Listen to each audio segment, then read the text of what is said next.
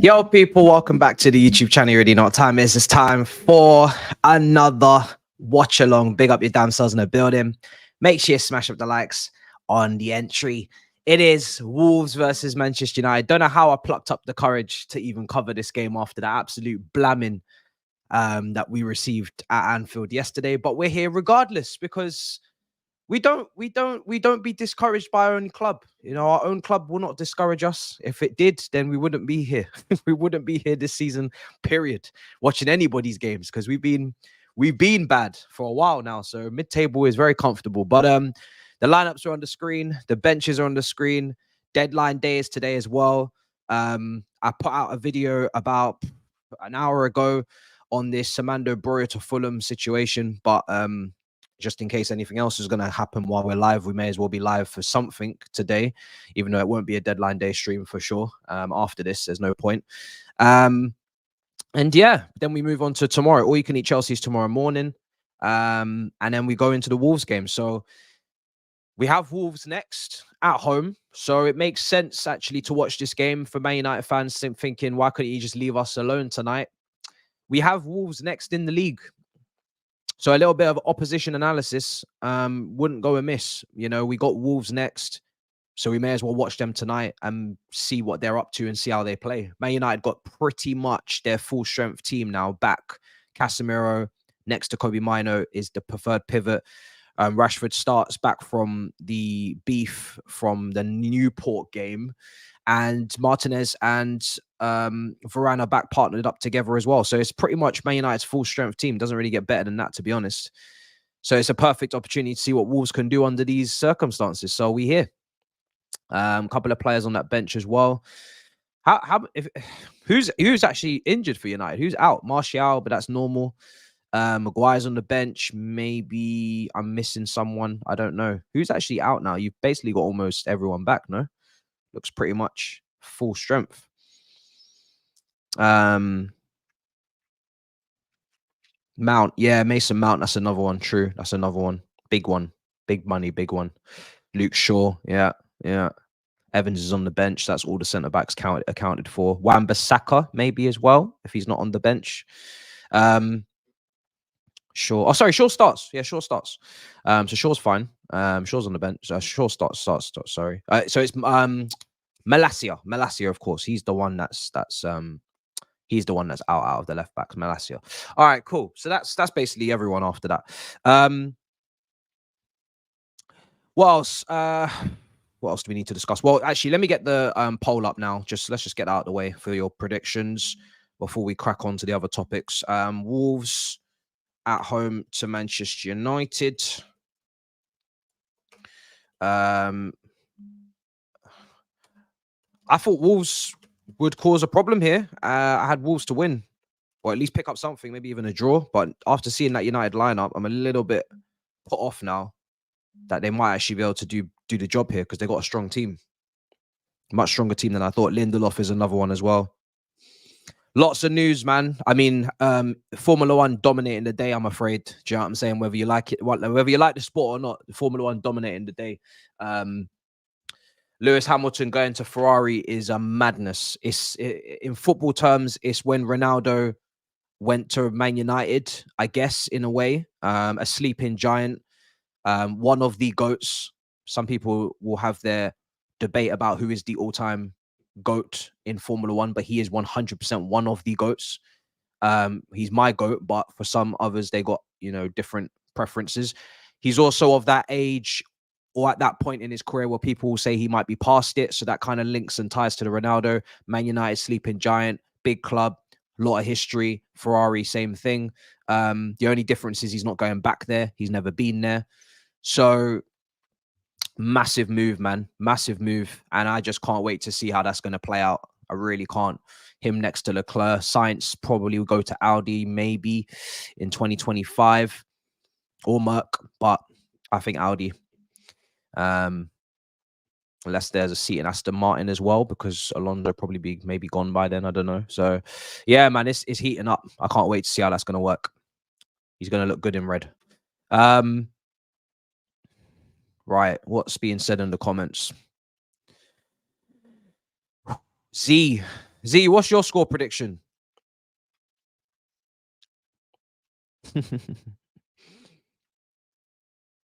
Thank you. Thank you. Lateness is greatness is literally in the description. It comes with a pre-warning. Thank you. And everybody knows whilst we're doing up the music thing, the lineups are getting typed out, so they're on screen and ready to go. Full teams on full benches. Not many men are providing that. You know what I mean? I'm providing full teams, full benches on screen every time, any place, anytime it's on screen. So don't act like I'm not doing something. You know what I mean? Some of you trying to lie. Don't lie on my name. I'm getting shit ready for you. Yeah, let's just bring the cat out of the hat, man. Rashford. Let's just bring the cat out of the hat. Rashford. I don't think Rashford should be playing. To be quite honest, I think it sets a bad precedent. I think he's being inconsistent with his dishing out of punishments in terms of the way that he's I saw the inconsistencies from the last time they spoke about Rashford in presser. He was very quick to put Sancho on blast. He tried to then wiggle out of it and say, oh, it was Rashford that spoke publicly. You brought him out publicly and disclosed or made public the reasoning as to why you dropped him instead of just being internal issue instead of just parting it off as a side thing, keeping and protecting the player. You made that situation more than it could have been. And with Rashford, you don't do that. With Rashford, you say it's an internal issue. You say, oh, we're handling it. You didn't say that with Sancho. So there is a difference. And I guess Rashford's is for me more of I think Sancho is obviously down to training and effort, but Rashford literally went on a booze, like it's literally right there for you to see. Could have easily called it out if you wanted to, because everybody knows it happened. The evidence is there. Decided not to. You're protecting the player. I'm not even against protecting the player. He could have just done that last time as well, just be consistent. So he's very confused, in my opinion. I don't think he should be starting. I think he should be on the bench at best. But I think you drop him for this game just to set a, you find him, but I think you should also drop him as well, personally. But he's gone to start him. Now, the only way that this works is if Man United win and Rashford plays well, of course, as well. And then you move. But I think if Rashford comes in and drops a stinker tonight, doesn't put the work in, doesn't press, doesn't put a shift in at a bare minimum, regardless of the quality, then it's not going to look too good for either party. It's not going to look poor on Ten Hag for picking him, and it's going to look even worse on Rashford for, again, playing badly. So we'll see how that plays out. He's on the left wing tonight. I'm guessing Garnacho is going to be on the right. No excuses, because you've got everything around you that you could possibly ask for at Man United right now. You can't really get better than that as a starting 11. I don't even think Mason Mount, even if he is fit, starts in that team based on the lineup I'm looking at. Bruno's in the 10, Kobe Mino and Casemiro is as balanced as it gets in the pivot. So even if Mount is fit, he goes to the bench. Same goes with Malacia. Same goes with Lindelof. Same goes with Martial. Same goes with Wan-Bissaka probably as well. That's just whatever, flip of a coin between him and Dalot, depending on the occasion. But everybody else, yeah, bench. So we'll see. How do Man United fans feel about this? Because I don't know. I just want to know what your thoughts are in the comments, actually, on this one.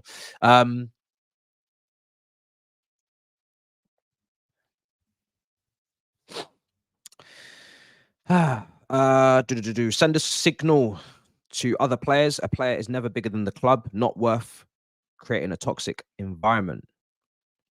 Doesn't send a good signal. I agree. It just sends a message for more disrespect down the line, in my opinion. But yeah, feel about Rashford. What do you think about Rashford? Would you rather take Pedro or Elise? Pedro Neto? So the biggest problem for both of these players is they're both prone to injury, right? They can't seem to stay consistently fit. I think Neto is worse than Elise, but in terms of, probability to get injured at this moment. But I think Elise, he pulled up again for Palace the other night. It's looking a bit scary right now. So, who's your money on at this point? They're both just as, injury prone as each other, at this point. Both fantastically technically gifted. I would take both of them, either or of them, if they were fit as a fiddle. They're not. Now, priority-wise, I think left wing for us is more of a priority than right, because Cole Palmer can play on the right. We don't have anyone of his quality on the left, because Sterling is basically a hit and miss player, and he's becoming more of a miss as time goes on. And I think he's only going to decline more as he gets older, because he started at 17, even 16 maybe, but definitely 17 at Liverpool in that SSS front three. And he's had a long career. So I expect him to peak earlier, and he has peaked already, definitely. And he's going to drop off earlier if he hasn't already started. So, and Mudryk, I don't need to say anything. And he's not anywhere on Palmer's level. So yeah, the left wing needs more of a priority. So if you're looking at Neto versus Elise, you're probably looking at Neto left wing. Elise can't really play on that side. He has to play on the right. But Elise does give you other things. Dead ball specialist, creator, really good creative attributes and statistics from last season. I think he was leading top 5 for chances created, big chances created in the league. I have to double check that, but to do that at Crystal Palace is pretty impressive. Obviously, he's not going to rack up the assists because they've got shit strikers like Mateta and Edouard and Ayew and all this. But he put the opportunities there. So listen, I'll take either. I can't lie. I think in terms of who do I think is a bigger baller? Probably Elise slightly. But Neto I really rate. So I'm really not trying to disrespect Neto, but I think Elise really can become the top winger, the top right winger in the league. I really think he can be the best right winger in the league. I said it on DR. What do they feel about him being maybe more naturally gifted than Saka?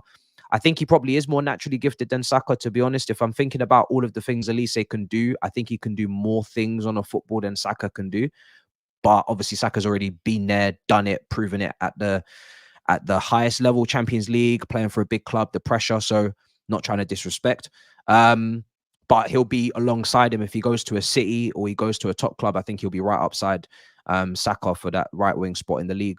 So I really rate him highly. I think he should even be in the France, potentially knocking on the door for the France squad. I haven't really been impressed over the last few years over Dembele and his finishing abilities in front of goal. I know he plays for prestigious clubs, but I don't think he should necessarily be a starter for France at all. So I think Elise should be at least in the squad at this point, but we'll have to see what happens. But yeah, I like both players, man. Both players would massively upgrade my flanks, and yeah, they would be brilliant additions to what is a very messy flank situation at my club. So yeah, tough one.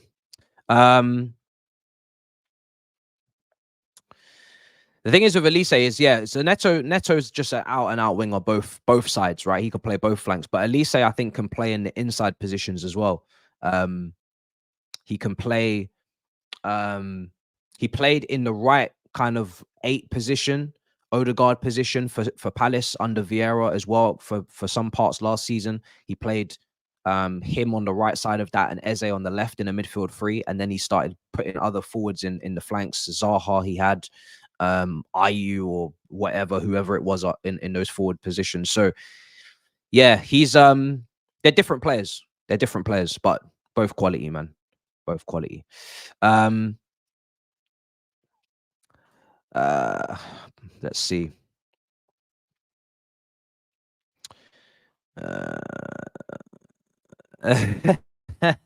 You know I rate Saka though. That's the thing. You know I actually rate Saka, so you don't need to get angry. You know I rate Saka. I'm just saying, like, you know, I think Elise is gonna be right up there, right winger wise, if he can keep himself fit. If he can't keep himself fit, then that will be a massive deficit in the argument. Obviously, it'd be a big problem.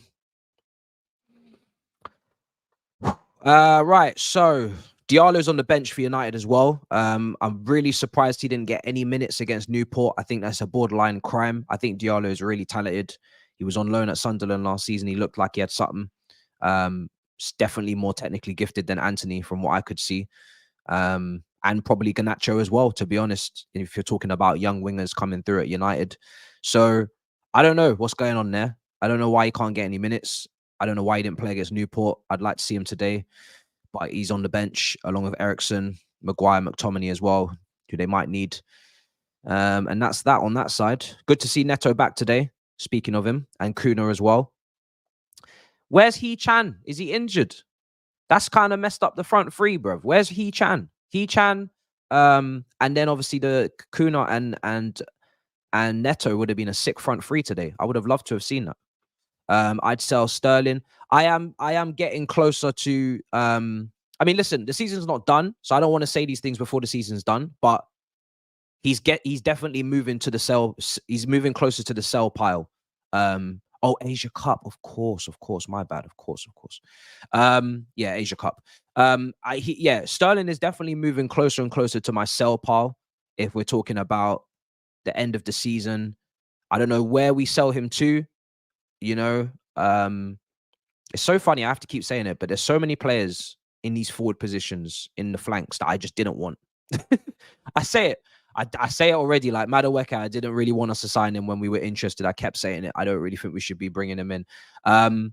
Mudryk was another one. Really didn't want us to break the bank on him. I said it when the signing happened. When the news broke, I was fuming. Sterling was another one I didn't want us to sign. I was more in favor of Jesus. It's just insane the amount of times I have to say it for these wingers. So if Saudi came in, that's probably as good as it gets. Bet, you know, if you're betting on someone to pay those wages. But to be honest, who else is going to take him on those wages at that fee? I don't think there's many, man. So it's going to be very difficult to move him on. So I would entertain selling him for sure. At this current moment, the way that the season's going, but is that actually going to happen? I don't think so. So that's why I don't really talk about it too much. So I don't think it's realistic.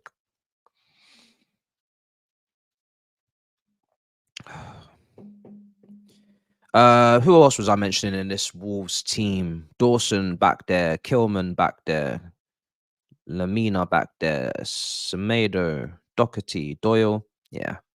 We're looking for front three entertainment tonight. If we don't get that, then it's over.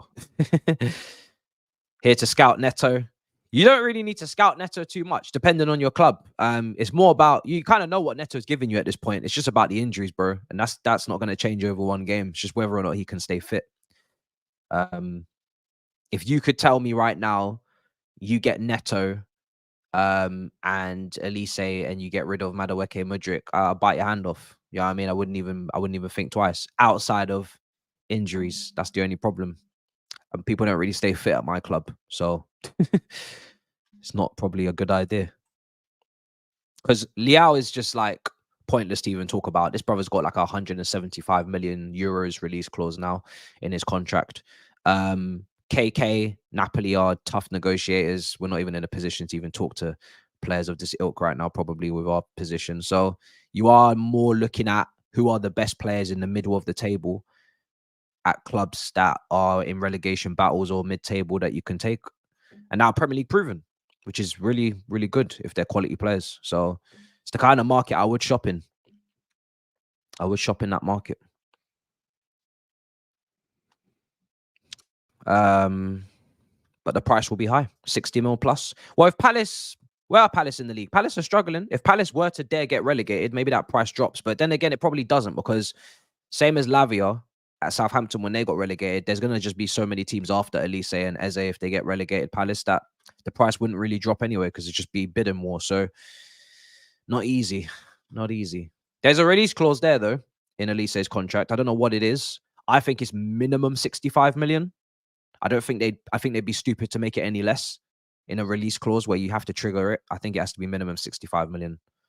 I don't think Eze has one. And Neto, I don't think has one either. I haven't spoken too much, and I will definitely speak about it again. Yeah, man, I'm absolutely buzzing on this move, man. You know me, big Hamilton supporter. Once that record-breaking title badly for him, then I'm ready for him to hang up his gloves and keep it stepping. Just record breaker. That's what we're chasing, and doesn't look like Mercedes is going to bring that to us. You know, W14 flop, W15. I know they've got positive noise coming out, but I think if the car was strong enough to take it to Verstappen next season, I think he wouldn't be leaving in the first place, right? There's clearly maybe some doubt over Mercedes' capability there. So, yeah, for me, I always said, as long as he's not going to Red Bull, which would never happen, I'm happy for him to go anywhere to get that record-breaking title. McLaren is on that list, but you know they got Piastri and Norris, so there's not really any breaking that right now. They're too young. highly high potential drivers. Then you've got Aston Martin, if they funded themselves crazy like last year and had a great start, but yeah, that's a big risk. Probably not gonna be a contender like that.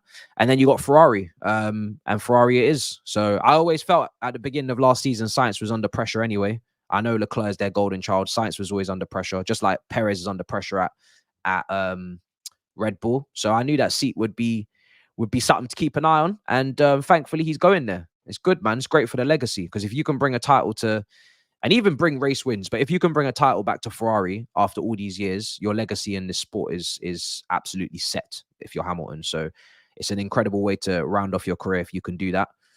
And all the greats have driven there, you know, Schumacher's, Vettel's, Alonso's, you know, all the greats have driven there. So even Raikkonen obviously got a title. That was the last one. So hopefully, man, we'll see what happens. We'll see what happens. I think he'll probably go to Audi. I think Audi. I think Mercedes will probably look at up and coming guys, maybe in Albon. There's a very easy move for Williams drivers to Mercedes. We saw it with Bottas, we saw it with Russell. So Albon did a really good year last year. He might be the one, because he's not really with Red Bull like that anymore.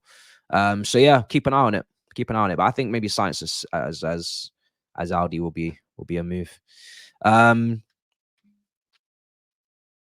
Bro, we was already robbed, man. We were already robbed of that 8th title. So yeah, it's a long day. My score prediction, we'll talk on this in a minute. My score prediction for this would be, if I'm honest, I'm in two minds, because Man United are one of those clubs, regardless of who's on the team sheet, the manager's way of playing is obviously up for question, a big question mark on that. Just like my team, obviously, last night. So you don't really know what you're getting from United. But if you're talking about names on the pitch, Man United got a strong team tonight. So part of me feels like they could actually just grind this out. At a bare minimum, they might grind it out and at least win 2-1 or something, based on the team sheet is strong. So I want Man United to drop points. I'm here for Man United dropping points. But if I'm looking at the team sheet, honestly, I'm thinking Man United must get a win here, 2-1 even. Not even, doesn't even have to be pretty, but surely. And also Rashford's got the rocket up his ass. He's got a lot to prove now after that situation unfolding last week. Surely he doesn't drop a stinker. So now I have to assume he's going to at least put up a performance. So I really think this is gearing up more towards a United win, but I might be wrong. I'll probably go 2-1 Man United as a guess.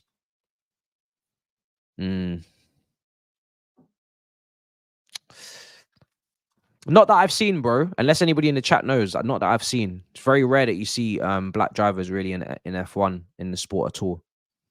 It's not that I've heard of, no. But I'm not too clued up on every single pillar under F1 like that. Like F2, we know some of the guys that are knocking on the door. But I don't go into all of the different realms of motorsport and follow it mad deeply to know everybody's levels and whether or not there's someone there lining up a move. You got Super Formula, Formula E, where De Vries came from. So many different lanes and layers to this.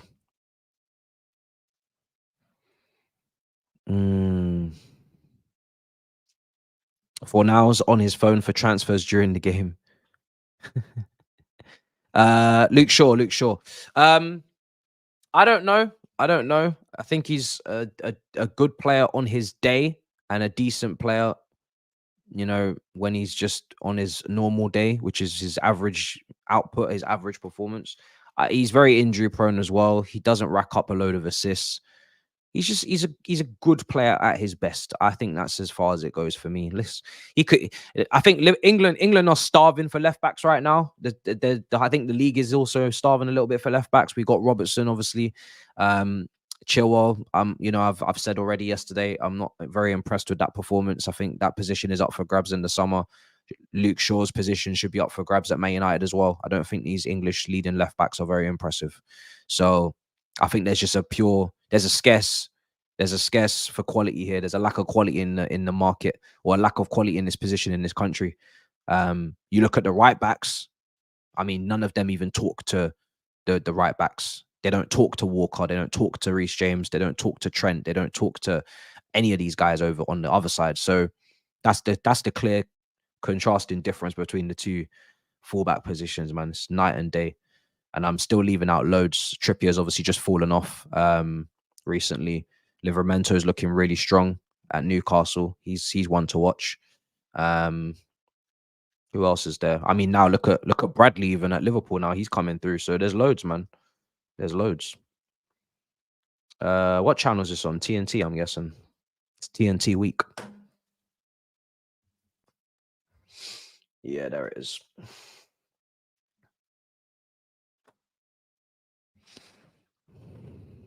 But I think Rashi is shite along with Bruno, Garnacho, Anthony. Oh, bloody hell, all shite. You got to rebuild. There's a rebuild coming and you're not running away from it. Man United are nowhere near winning titles in terms of significant titles like Champions Leagues and Premier League. So that means Varane, Casemiro, Fernandes are very that spine. Let's just go by that spine of your most experienced peak prime players. Very unlikely. I'm talking like 5% chance they're picking up a Premier League title, right? So probably less, but I'm gonna leave it at 5%. So what does that tell you? You know, what's those guys' purposes at that age in their peak and probably past their peak, really, to be honest? Not much. So you need to rebuild the spine, you need to rebuild the team and gear up and prepare for the next 5 years and maybe after Pep leaves Man City. I know people see it as a defeatist attitude, but Pep is Pep, and he's won the amount of titles he's won in a row for a reason. He's not going to stop. And, you know, you kind of have to think about when he goes, are you ready to then get yourself in the picture and potentially take over? Because whoever comes in for Pep is not going to be Pep. Pep is one of one, you know. Even though Man City got a great team, De Bruyne obviously, you know, will be coming towards the end of his career, you know, in the next 3-4 years. At some point, Man City, the cycle will come to an end and they will be normal. I'm not saying they're going to be out the picture because they're run pretty well. Touch wood, the Chargers. But Pep is Pep. And once Pep is out of here, and to be honest, there's no point looking before Pep leaves because you're not ready. We're not ready. You're not ready. So there's no shame in saying, you know what, let's just be ready for when Pep's gone, because you're not going to be ready before Pep's gone. You're never going to be ready for, and you're not going to be able to equal Pep manager wise before he goes. So once Pep's gone, are you ready to strike gold? That's the question. You got to kind of get your team ready for that moment because he's not going to be there forever. Klopp's gone now. That came out of nowhere. No one saw that coming. That could happen with Pep. He might shock people. He probably will shock everybody when he does announce it. If it's next year or the year after, you know, if he does pick up another Champions League or he does do 4 in a row, he might say, do you know what? I want a break now. And then you need to be ready. So that's really how it's got to be, whether you like it or not. Big Six is tomorrow at 7 o'clock.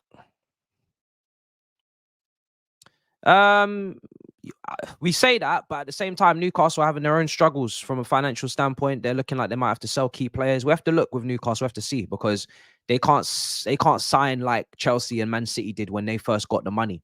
They haven't been able to just go out there and splash everything because of FFP and making sure that their profit and sustainability, they're making as much money as they're spending. So Newcastle, listen, you still keep an eye on them, but they're not worrying everybody like we first thought they would. We thought they were going to be the next City and just go mad and blah, blah, blah, but they haven't been able to do that. So it kind of calms it down now. You know, everybody's got money. Now they also have money too, but they can't use it. So they're not as a frightening proposition as maybe 12 months ago before this information was previewed to us.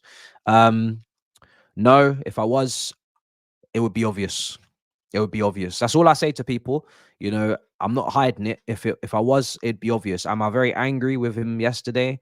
Yes, him and the players. I think, you know, responsibility, I'm sharing it between the both of them because obviously there was a lot of individual errors. But I think the more I watch things back, I mean, I already cussed the structure of the midfield in the video anyway. with the way that he uses Enzo. Funnily enough, I cussed it against Middlesbrough at home when we won 6-1. I said on a watch along in the first 10 minutes, I was absolutely cussing Pochettino for the way he was using Enzo.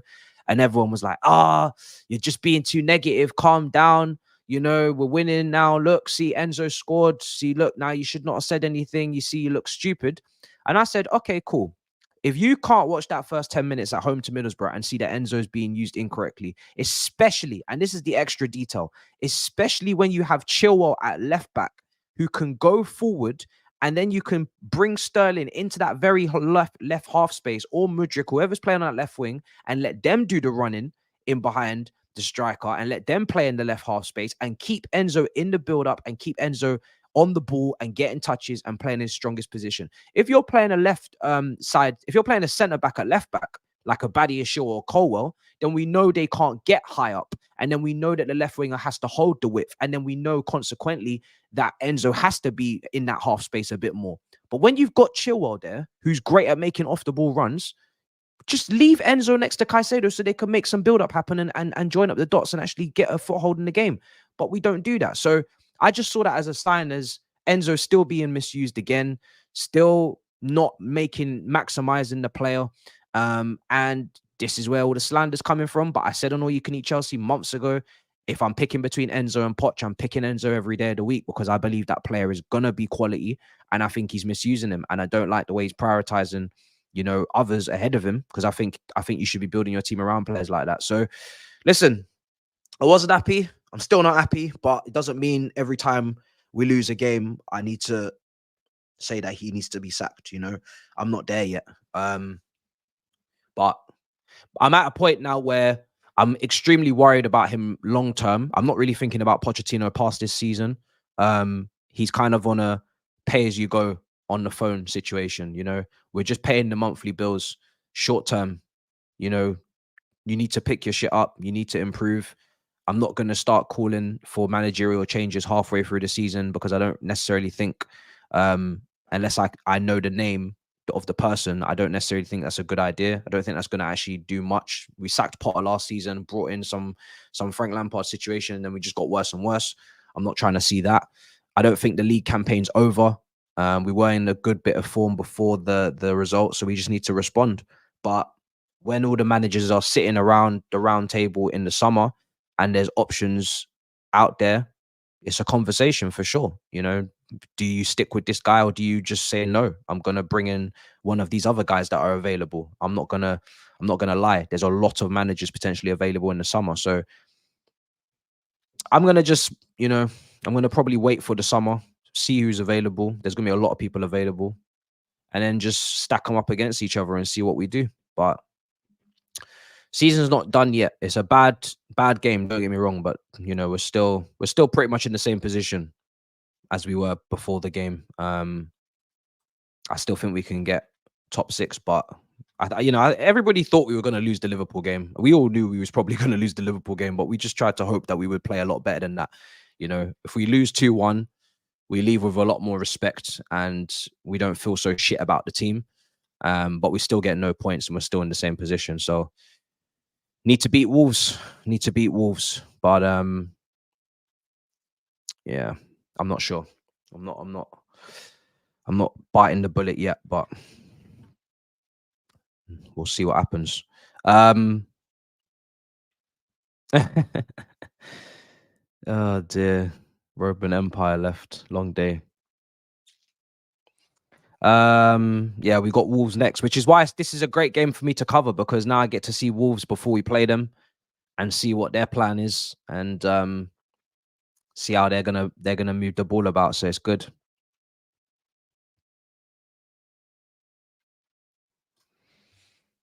Nah. You see me, right? I think managers have to fit their clubs culturally as well. And obviously Pochettino clearly doesn't right now. But just in general, I think when you're looking at a manager going forward, you look at managers like Arteta and Klopp. I feel like Arteta's, he's Arsenal. You know, he loves Arsenal. He really, really loves Arsenal. I just don't think there's any point talking about him coming to Chelsea. You know what I mean? The same goes for Klopp. He just loves Liverpool. He lives and breathes it. You know, he is the Liverpool man. So it's like there's no point talking about it. So yeah, we've already got one guy in that everybody doesn't see as Chelsea. There's no point making it two back to back. Do you know what I mean? I think I think you at least gotta do something different. But these guys aren't available. I don't really do these hypotheticals. I only deal with realistic targets anyway. So if they're not available and it's not going to happen, I don't bother talking about it. All right, league table, by the way. West Ham 1-0 down to Bournemouth in 6th, the position that I am telling you that we need to hit. Bare minimum, we are 4 points behind West Ham. As it stands, that gap has not changed due to the 2 results. So yes, that is a good thing. Yes, West Ham losing is a good thing. We need to finish 6th minimum. We need Europa League football. Manchester United, even if they win, they will not be going ahead of West Ham on goal difference, but they'll go level with them. Wolves, if they beat Man United tonight, they go ahead of Chelsea and United. I don't really care if we're 10th or 11th. Both positions suck. The key is West Ham. The key is the points gap to 6th. As long as that's not out of sight, that's the plan. That's the play. We need to beat Wolves on the weekend regardless. So that's the state of the table. In between us is Brighton, Newcastle as well. And these are the teams we need to be leapfrogging.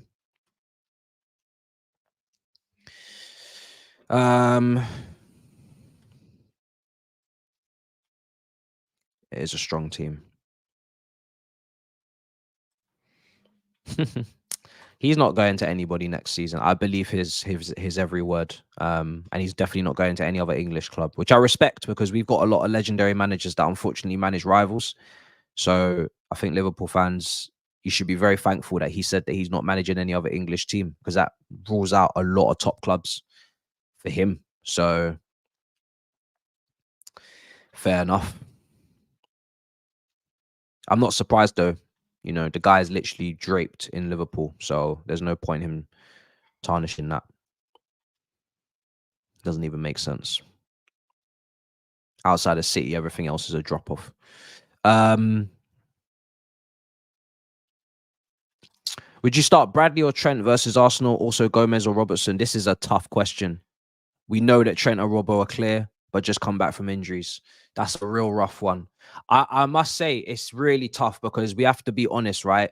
Gomez is playing out of his skin, and Bradley, I mean, we got to see him up close on Wednesday last night. This guy was on fire down that right-hand side.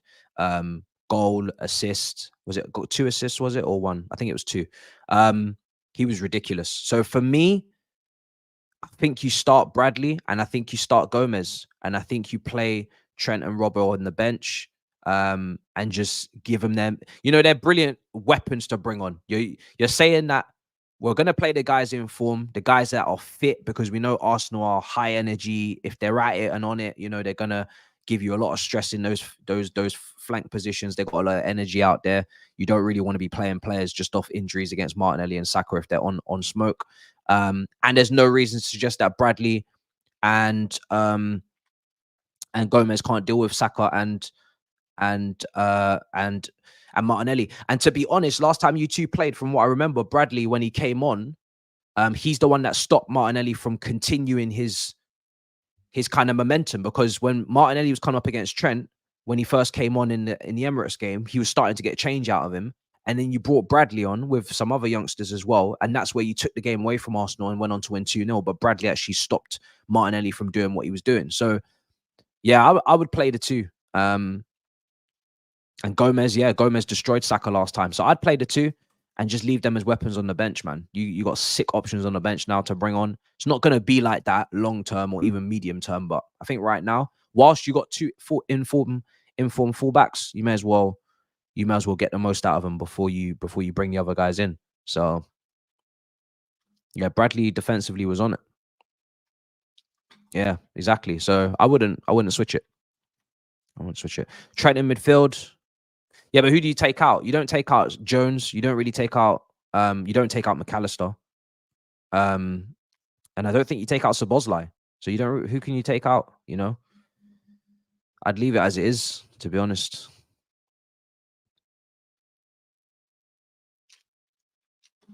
Yeah. Do you know what? Fair. Saka had a lot.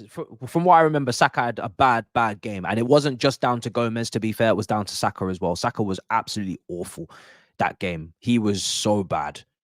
Oh, he was bad. He was bad. He put in a real stinker. It wasn't just down to Gomez. It was also just down to himself. He was having a rough day. We're not far from kickoff. Trent has to play. Yeah, I mean, it's tough. I don't think it's fair to drop the other guys, but that's Klopp. That's what Klopp's paid to make those decisions. It's a tough one. I can't lie. It's peak. It's peak, but in a good way.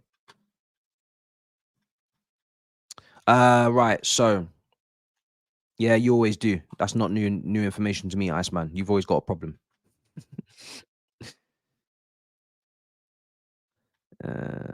Yeah, I think Bradley went to right back and Trent went into midfield.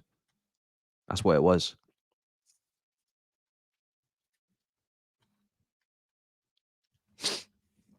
I swear Szoboszlai can take free kicks. So you say no one's good on set pieces, but I swear Szoboszlai is meant to be good on set pieces, especially free kicks. No, could have swore. So, oh, right, we're not far.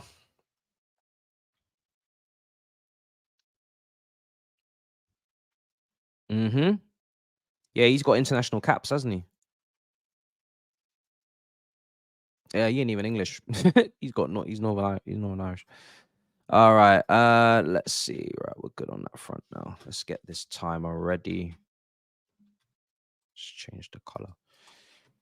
Guys, make sure you smash up the likes if you haven't already. If you're a Chelsea fan and you want comment on Broria, the video is already out, already doing its thing. Nice quick one, just reacting to the breaking news because that's it for deadline day now. There's nothing more to it. We know that we're finished now for the day. And tomorrow, all you can eat Chelsea in the morning, 10 o'clock. And then I am going to try and do another video. But after that, obviously, if that video in between the preview gets done, then previewing for the Wolves game is after that, really. I got another skit in the pipeline. I haven't started it yet, but I already have the idea. And the script is pretty much almost done. But I would rather release it on the back of a win. You know, I don't really want to think of the skit after a absolute flogging. So going to wait for the Wolves game, I think. No, it's not closed yet, but it will be. I think at 11 o'clock. I think the deadline's at 11 o'clock, right? So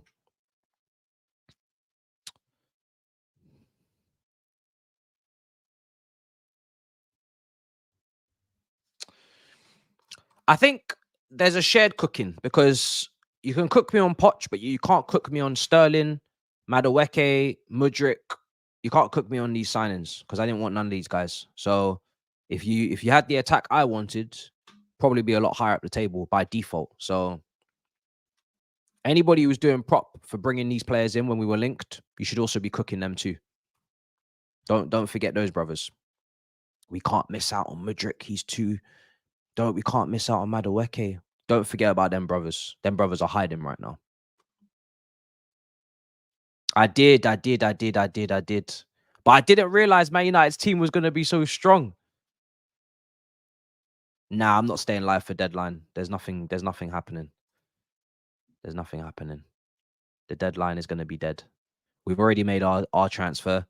I don't think anybody else is going to do anything. So I'm not going to waste time on that.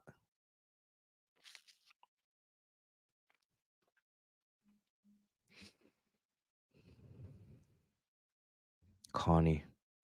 No, not tonight. Not tonight. Tomorrow. Tomorrow, 7 o'clock, Big Six. Show. That's what it is. Did Mercedes release a statement yet on this Toto Wolff? Anybody want to say something, bruv? What's going on?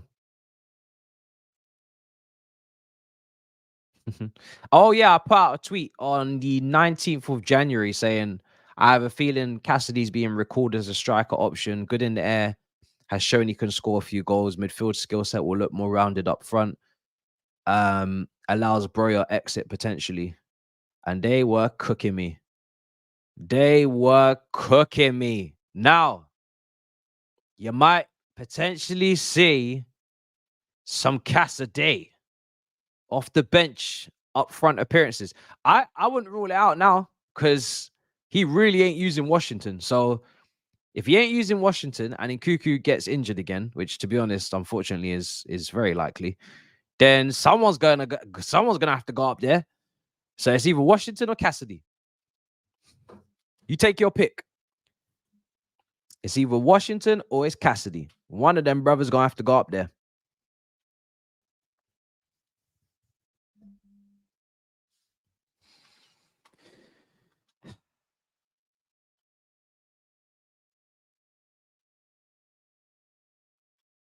So yeah.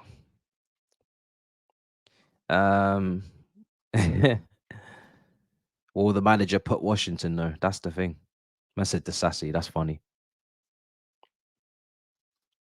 That's hilarious. Oh. Are we all clear? Everything ready? Good to go? I think so. I think so, guys. I think we're good to go.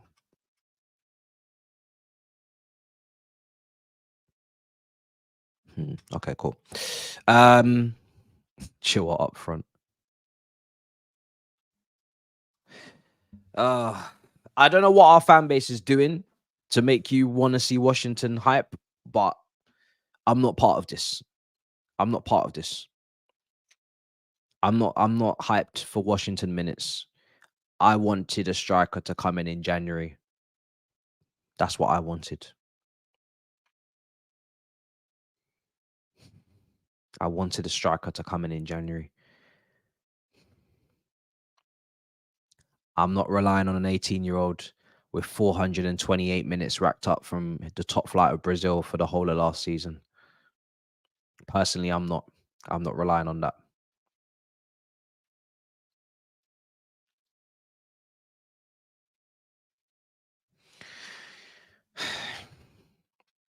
The Brazilians that have a high quantity of minutes played from a young age in that top flight, then you can bring take a bit more, put a bit more credit on that. You know, take credence from that because they're actually playing like an Angelo, you know, like an Endrick, like an Andre Santos. But if you're not playing, then why would you play here?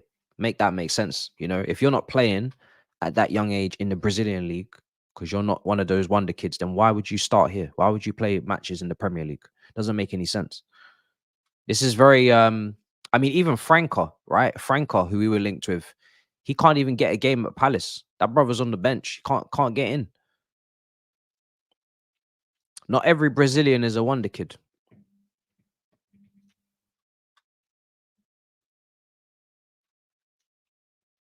He might not, but he's ready to play first team football for a top team for a top flight, top 5 league team, and that's better than more. That's more than Franca and Washington can say right now.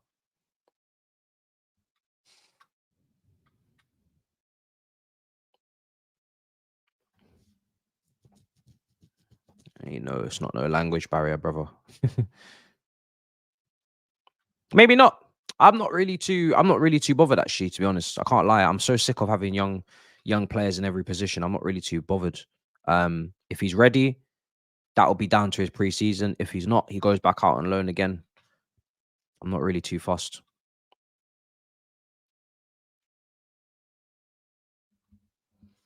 All right, the players are about to come out now for this Wolves game against Manchester United. We are not far from kickoff. These Leclerc Hamilton pictures is just mad. It really is just mad.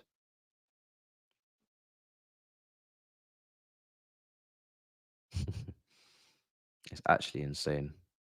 Oh, statement. Yeah, the statement went out. I'm gonna keep that. All right. What is the scores at the moment? Are West Ham still losing at home? Yes, they are. West Ham are still 1-0 down to Bournemouth at home. The goal came from Solanke. Miz will definitely bring it up tomorrow.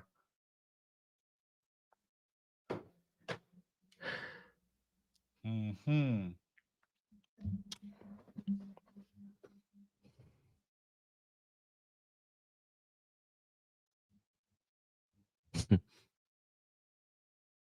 Yeah, I saw the whole mascot situation. It's just a lack of awareness again.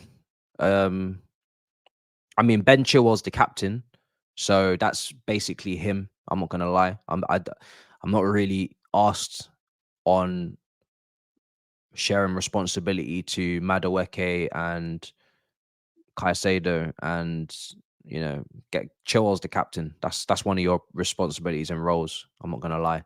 So I don't know what's going on there.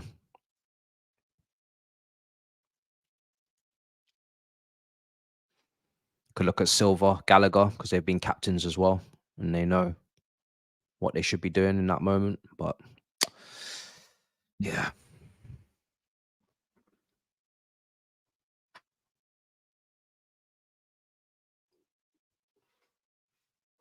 it's not the first time I've said the team lacks awareness.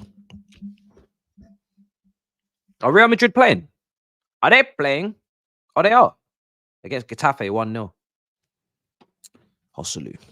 I'm so annoyed that all of the games are stacked up on Sunday this weekend. You got our game, Arsenal, Liverpool, Atletico Madrid, Real Madrid. It's jarring.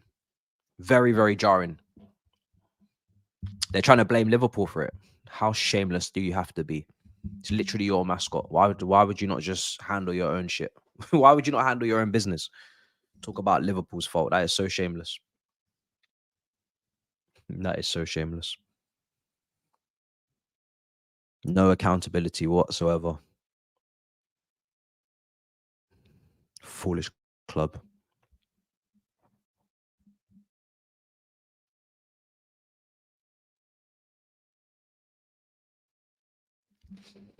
Um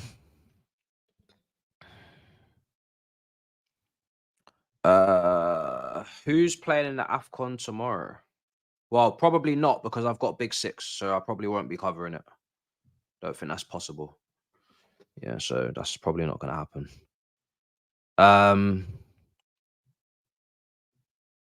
So it's Nigeria versus Angola tomorrow. Yeah. No, I've got Big Six. Nigeria play at 5. Yeah. I'm not gonna do 4 hours in a row. I can't lie. And also I'm trying to potentially sneak in FIFA as well. So I can't be doing all that. It's too much. We've kicked off, because if I'm gonna do FIFA at 10, then I really can't be doing that game as well. It's way too much. All right, let me get the timer on screen, because ideally I'd like to do the FIFA. So I'm gonna have to save up some battery for that. Right. Let's get the timer on screen. Yeah, we need to come off this. There we go. Right, we've kicked off. Always behind. There we go. Man United in possession. Let's see what's going on.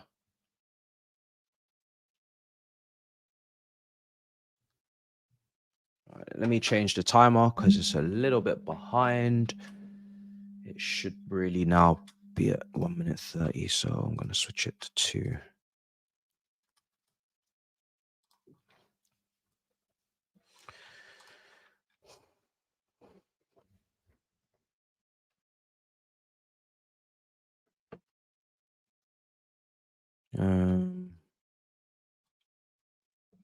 Because I'm absolutely dying to play the Strasbourg career mode. New season about to start. Signings have been flying in. And I wasn't able to play it last week because I was ill. So I really want to play that.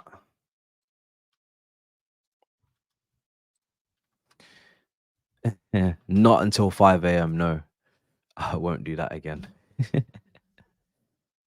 That's mad. All right, we're on. Casemiro yellow card already. That was a crazy challenge. Did he really need to dive in like that, Casemiro?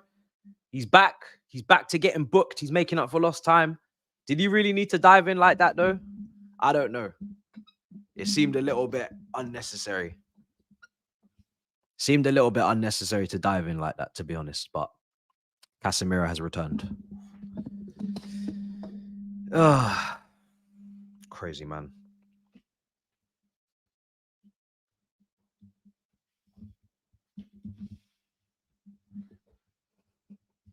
Three minutes in, yellow card for the guy. And now he can't even fully commit. And he's playing next to Kobe Mino. Why do these big grown-ass players do these things? Huh? Why do these big grown-ass players do these things? You got Kobe Mino next to you. You're meant to be leading him, looking after him, and now you got a yellow card 3 minutes into the game away to Wolves. Was that really necessary? To go absolutely flying in like that on the wide position? Not even like a tactical foul. Crazy. The leaders ain't leading in these teams, bruv. What's going on here? He better behave himself now.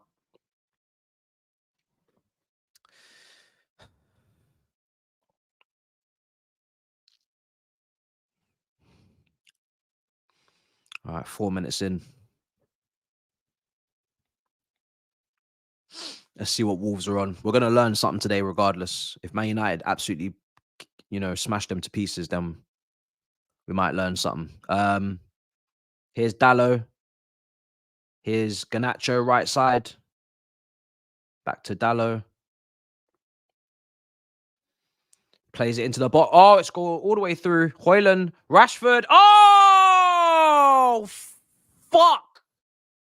Oh, shit. Oh, he just said, hold that. You gotta love a script. Oh, my days. I did say before kickoff, I feel like Rashford has to deliver. And I'm leaning towards the Man United win just purely because I feel like Rashford cannot be shit tonight. He actually cannot be shit. It's impossible for him to play poorly after everything that's happened. This brother said after 5 minutes, I'ma just slap that in the top bins and walk off. Do you know, I don't like this, It's not good.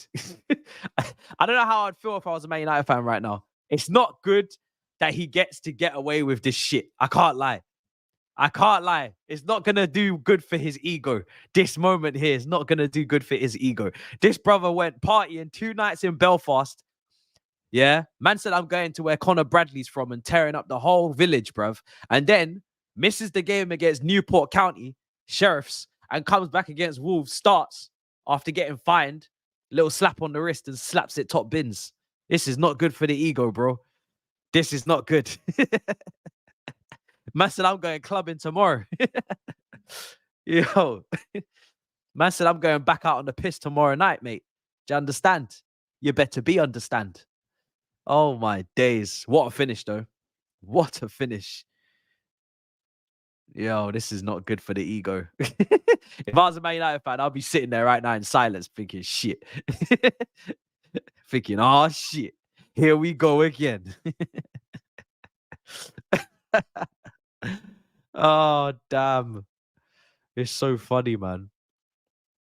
Oh, someone just said he plays slightly better when he's slightly intoxicated. If that's the case, bro, give that man a shot before kickoff, bruv. Do you know what I mean? Give that man a couple of shots before kickoff and send him out there. Wow. He just said, I'm gonna shut everybody up. Early doors, just stop speaking on my name. Early doors, he said, yo, stop speaking on my name, man.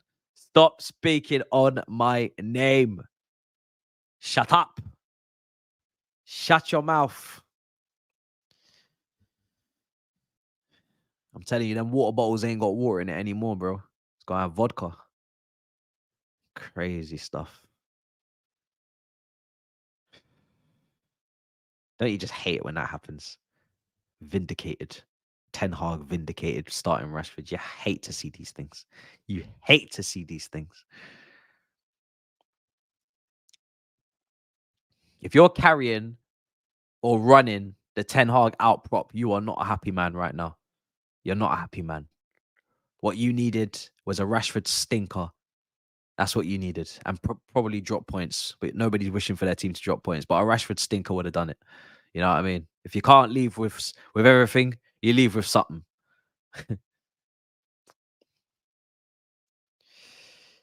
Oy vey. Wolves, that was a shocker. That's a shocking way to start a football match if you're Wolves. 1-0 down already. Here comes Hoyland. Oh, he's going to get clamped. Oh, he's not going to get the free kick. Okay. Okay, referee. It's that type of game. He said today it's real men only. I'm gonna need Pedro Neto and Akuna Matata to step up, bruv, because this ain't good enough. I'm gonna need some attacking football from Wolves. Ball out left side. There's a run there. There's a nice little reverse pass there. Go on. I've been getting good on my nicknames recently. I called the Aston Villa bench striker Jason Derulo today, and I have to admit, it's gonna stick.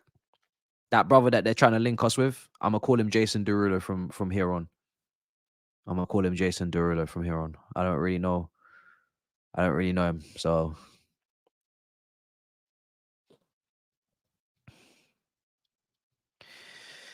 Rashford scored indeed. Indeed. He did score.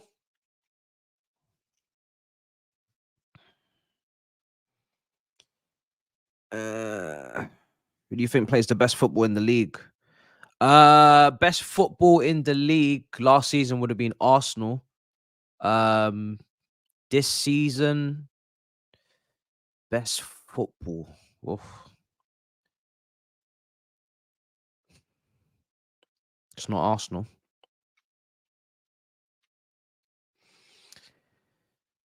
You probably have to say Tottenham. To be honest. Liverpool is a shout.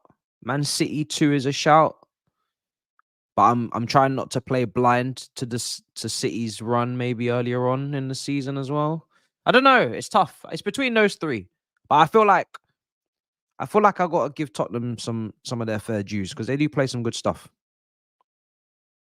They do be playing some good stuff. So especially for the players they've got as well. I think that's Liverpool. I don't know. Liverpool are entertaining, but I don't think Liverpool play the highest quality of football at all times. Like sometimes it is as simple as we're gonna put players in the box and we're gonna get the ball into the box and we're gonna get numbers forward and we're gonna press and we're gonna put the work in.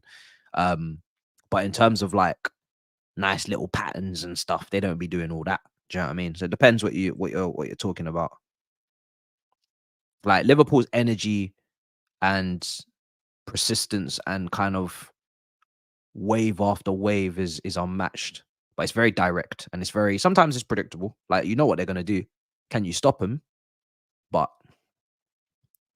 I feel like there's more intricacy in the City and Tottenham teams. There's a lot more intricacy and a lot more beauty. There's a lot more beauty in their football, and there's a lot more beast in Liverpool's football. It's beauty and the beast. Both entertaining in its own way, or at least you're gonna get goals and whatnot, but it's different ways of getting it done.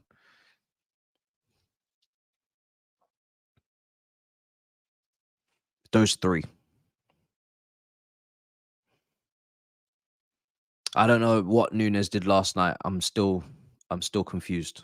I don't know how he does it. He really is one hell of a special footballer.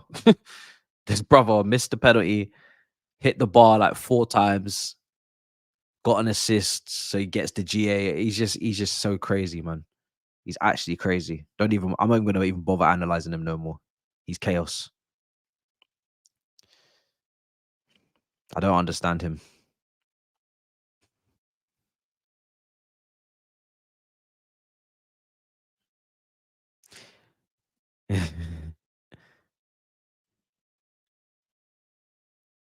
Nah. The reason why I won't say we were robbed is because even if we got our penalties, I still think we'd have lost in the way that we played. In the way that we were playing, we looked like a team that were getting blammed regardless, you know? Even if you gave us our goals, I don't really feel like we were ever in that game. We just got destroyed, man. We just got destroyed. Oh, go on. Oh, shit. Why didn't you use your left foot and strike, man? What a chance down this left side for Wolves. Great switch. Loads of space out on the left side. Attacked his fullback and just went for it. But then he tried to put outside the right boot on it. Oh, jeez. Here's what it is.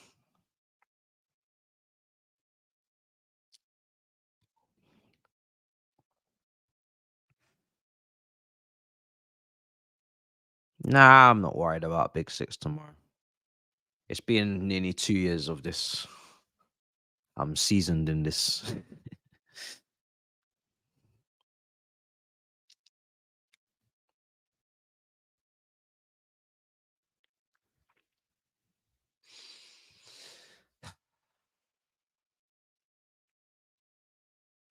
Oh, listen, Poch needs to change a lot for that final. If that game didn't teach you anything, then you got something wrong with you. Don't go into that game with the same approach. I'm not even thinking of the press and all that rubbish. You need to go into in my opinion, you should be going into a 3-4-3, deeper defensive line, no space in behind, counter attack situation.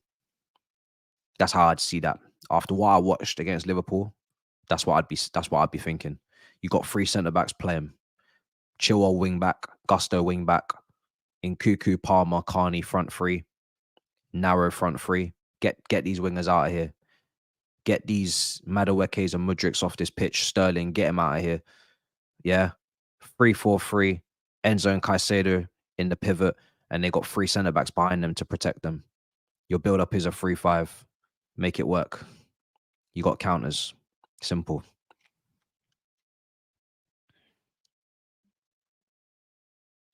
But I'd definitely drop that line.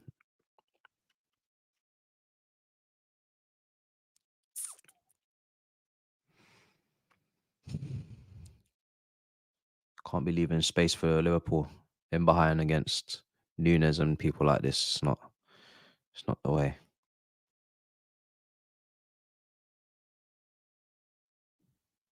Yeah, we know exactly what not to do. It's true. But I'm not even thinking of that game because we don't know who's going to be available and who's not. So that's how I see Chelsea games now. You just got to just wait for the week of, because people be getting injured every day. So who's available might change my mind. Man United coming through, left side, Rashford, Garnacho calling for it. Oh, Luke Shaw just about keeps that in, plays it in, cleared away. It's going to pop out to Casemiro, blazed over the bar. Yeah, it's 3 weeks away. A long time. Long time indeed. A lot can happen in 3 weeks. That's for sure. Yeah, Luke Shaw is well onside.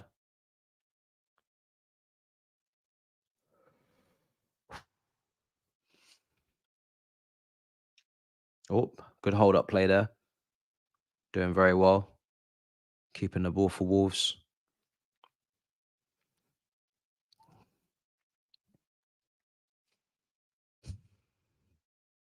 We need to bounce back at home to Wolves on Sunday.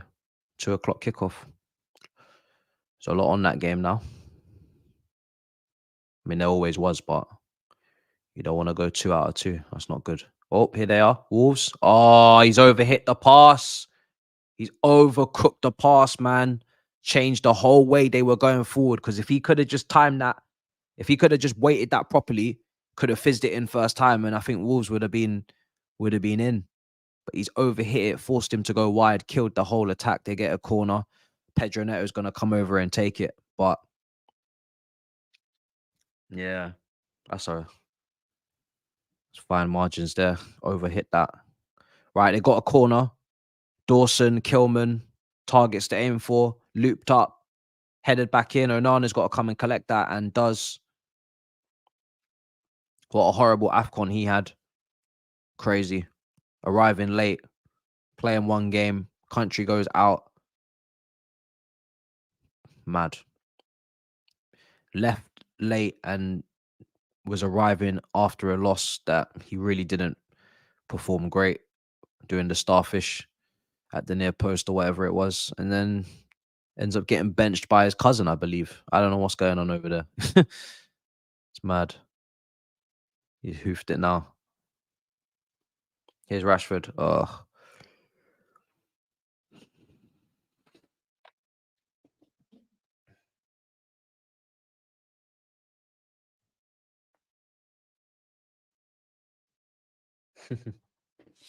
Yeah, HM, my head was hot, bro. My head was hot.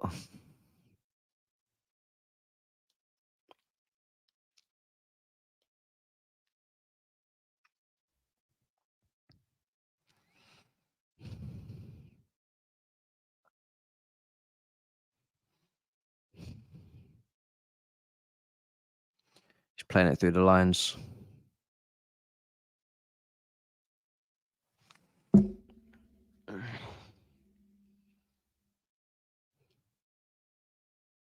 Come on, Wolves.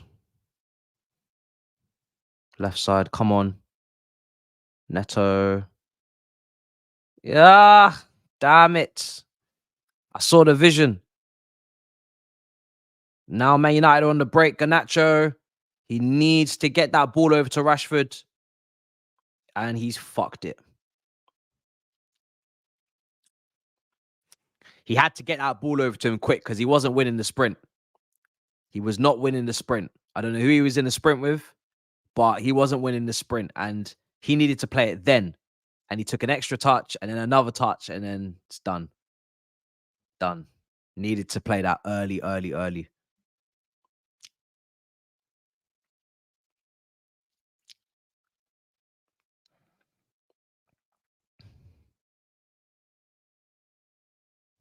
Wolves playing out. Come on. Oh, brilliant play. Come on. Out. Beautiful play. Look at all this space down this left-hand side again. Play it in central. Why are you making this pass difficult? Why? Did you make that pass more difficult than it had to be?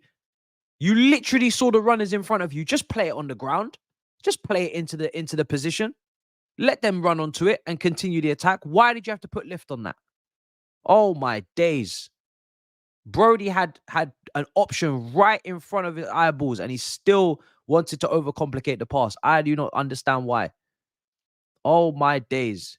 Wolves are like flirting right now with the goal in terms of they're in good areas, good positions, but they're not finalizing these moves. They're not finishing these moves off to get clear-cut chances. Ay vey. God damn. The pass was right in front of you. Why did you do that? Oh, the foreplay crazy.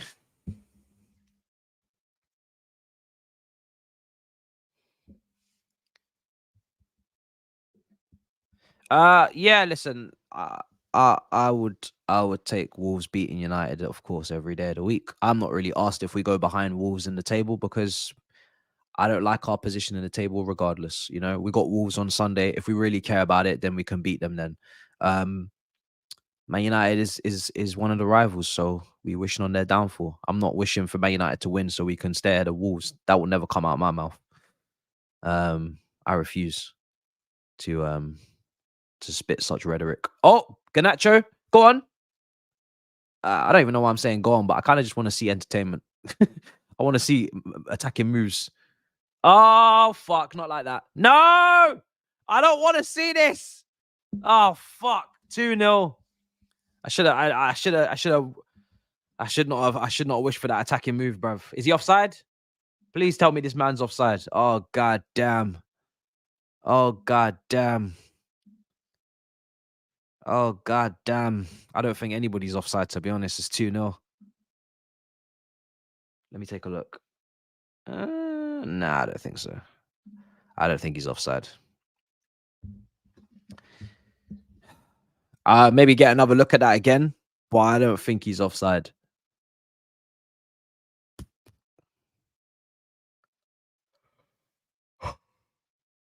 Human. This is gonna be Hoyland just on the ground. Did he get a touch? Oh, fair. He did get a touch. He did get a touch, Hoyland. Fair enough. This is just gonna be another one of those watch-alongs. Yeah, it's just a touch from Hoyland.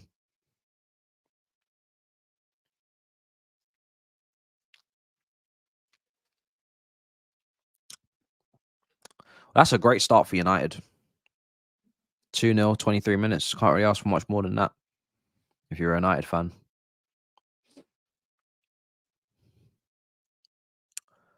What have I signed up for tonight? Here's Garnacho.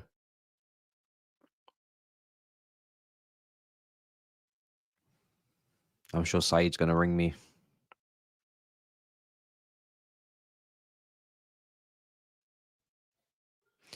Wolves still in it. Yeah, I wouldn't say they're out of it until 3-0, but not impressed. Not impressed at all. 2-0 down inside 23 minutes. I didn't have that on the bingo card. I'm not impressed.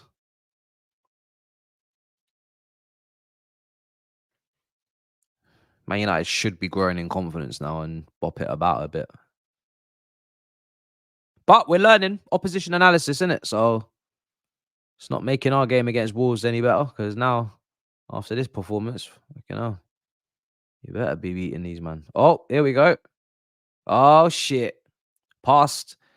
Rashford left side. It's a nice pass out to him. Oh, he's jousting. He's jousting. He needs to pass that back now. Him and Semedo going back and forth.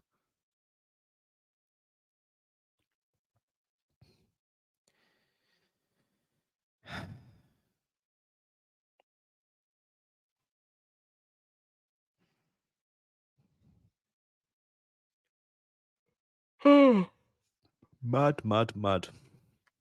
Here's Varane. Come on. Oh, they're not even pressing them now. Dallo. Oh, Garnacho again.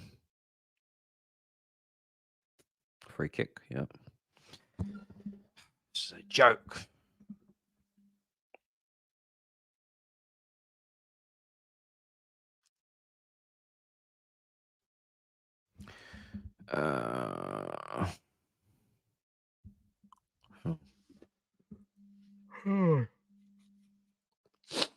Oh, goddamn. What is happening here, man? Manchester United 2-0 up.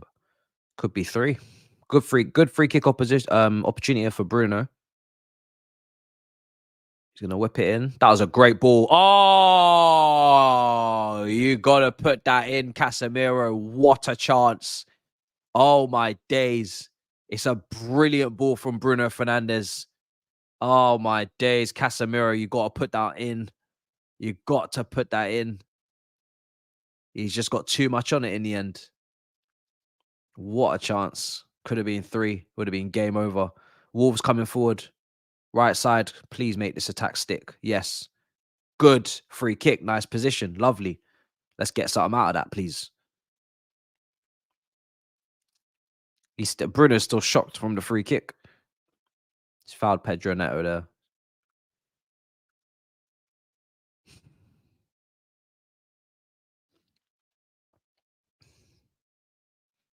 Who's on this free kick?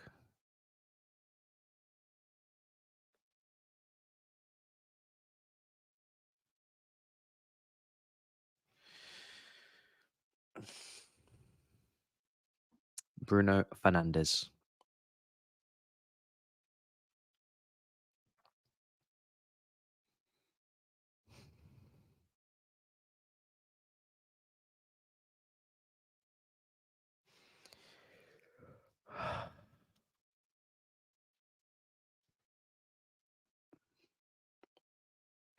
Bruno Fernandes.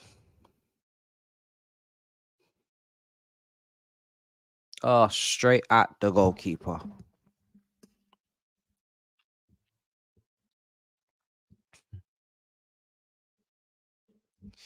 Yeah, I'm just deep in it, innit? It's looking like it's going to be a long day for me on the Big Six, bruv, because we got United win. We got Tottenham, Arsenal, Liverpool, City. My score predictions are in the absolute mud. It's looking like a long day. It's looking like a very long day. Here's Garnacho.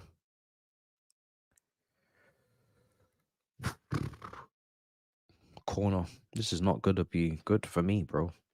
This is not going to be good for me at all. I'm not going to lie. It's a sticky one still. It's looking like a sticky one still.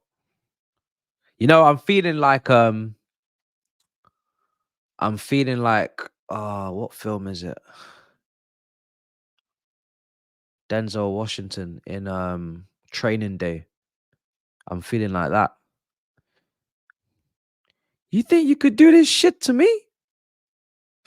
That's how I'm feeling. I'm asking like Grizz, other brothers, yo, shoot him. And they're like, you got to put in your own work around here. And I'm like, okay, motherfuckers. You think you could do this shit to me? That's how I'm feeling right now. That's how I'm feeling right now. I'm just sitting there with a shot wound, gunshot wound, bro. And I'm just lying on the floor, bro, after a 4-1 packing.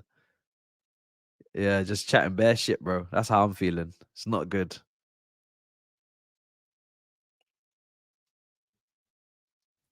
It's not good at all.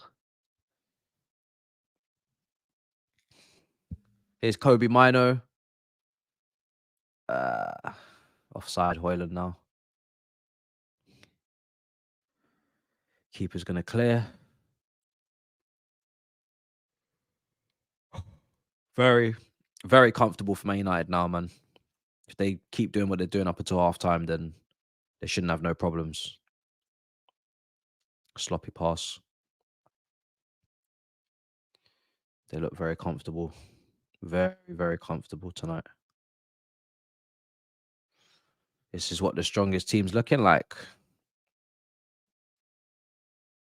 You just live here.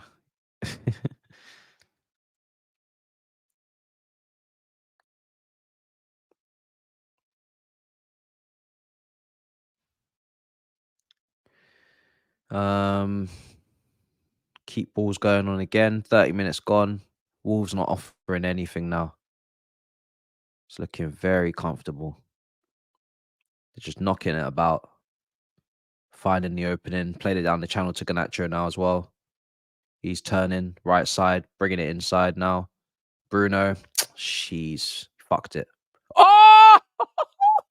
Oh my days. Hoyland never gave it up. He never gave it up. It was a misplaced pass from Bruno, and he just kept closing man down until he got to the keeper, and he almost made it 3-0 purely off a block. They tried to body check him as well. They tried to body check him to stop his path. Could not be denied. Man United again coming forward. If they get the cut back right, fucking hell, that's a bad finish from Bruno. What a chance. These lot should be 3-0 up. These lot, I don't know if they're going to pay for these chances that they're missing. Feels like something that the Premier League does tend to make you pay for, but they have absolutely battered Wolves in this first 30. They should have three goals up minimum. Onana's not had to make a tough save. It should be 3-0 up. And that third goal is probably the killer, so they need to make these opportunities count. 2-0 is still in the game at 2-0. They got a goal back. 3-0 and it's over, I'm afraid. It's definitely over. Thought it was going to be a banana slip. Man United from Man United, we need to reflect on ourselves rather than focus on others' demise. We got Wolves next, so this is reflection. This is analyzing. We're analyzing Wolves. So I'm focusing on us by watching this game. That's how I'm gonna spin it. I'm focusing on us by watching this game because we got Wolves next. And to be honest, funny, both these teams are right next to us in the table, one above and one below. So this is a very important game. It's a very important game. Apparently West Ham got a penalty. Rashford down the left. Rashford down the left.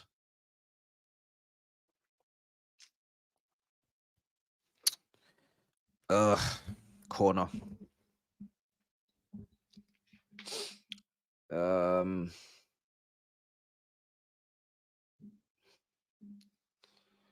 Opposition analysis. I might even put that in the title.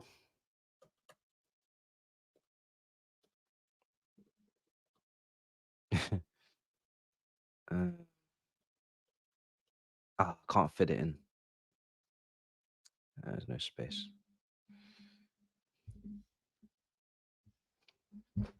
Here's Varane. Oh, shot just over the bar. Shot just over the bar. Do I rate Kuna? Kuna is a good dribbler, good ball carrier, good close control, but he can't finish. He can't put the final part. Like he can't provide the final touch. He can't provide the consistency there. So maybe if you play him as a 10 behind the striker and he links up everything, I think he could be good. But I wouldn't want to play him as a striker because he can't find the finish. He's a decent player though. People are calling him the real baby Jesus. Yeah, he's one of those. He's one of those. I'm not gonna lie, he's one of those types. Yeah. So I have to respect him to a certain level because he does bring things to the game. Just needs to be having someone in front of him, or goal scoring wingers, I guess. Here's Garnacho. Oh shit. Iceman, do you respect Jackson a lot more now after watching us without him in the striker department with Broyo? Are you looking forward to Jackson coming back against Wolves? Get some hold up play. Get some ball carrying up there.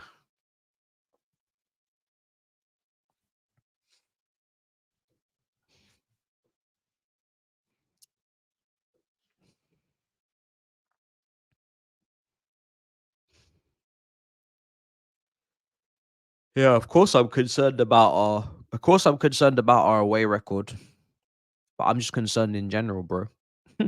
I don't have to be specific. I'm just concerned. You know what I'm saying? We're 10th. I'm just concerned. I don't have to be picking anything in particular. I just have to be concerned. When you're 10th, you're concerned. There's not going to be a good home and away record when you're 10th. That's for sure. One of those records are wrong. You know what I mean? If you're 10th, then one of those or both of those records are not looking too good. So I don't need to be worrying about which record it is. It's just not good enough. That's all there is to it. We're just mid in the table. So yeah, bro. I don't think there's anything in particular at the games away from home that I'm thinking is something that at home we like. I'm not thinking away from home in particular is a problem. I'm just thinking it's a problem regardless. Like we're just a problem at home and away. Even though the home record recently has been improved, I'm still not going into home games thinking, yeah, we're wrapping this up. It's not like our team magically play completely different at home as opposed to away. I just think it's a long day regardless. Corner to Wolves. Corner to Wolves. They would want to make something like this count, one of these set pieces or something. If they're going to get themselves back into this game, they've decided to take it short. Dawson didn't even know. Neto clips it in, back post. Great cross, by the way. They're keeping it alive. They got to get a shot in here, but it's a good clearance. Good bit of defending in the end.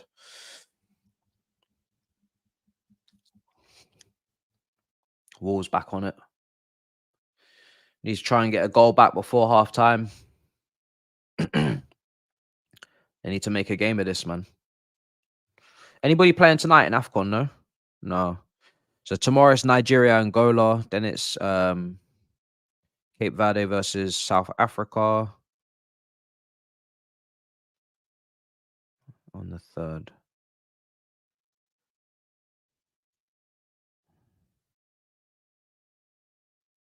Oh.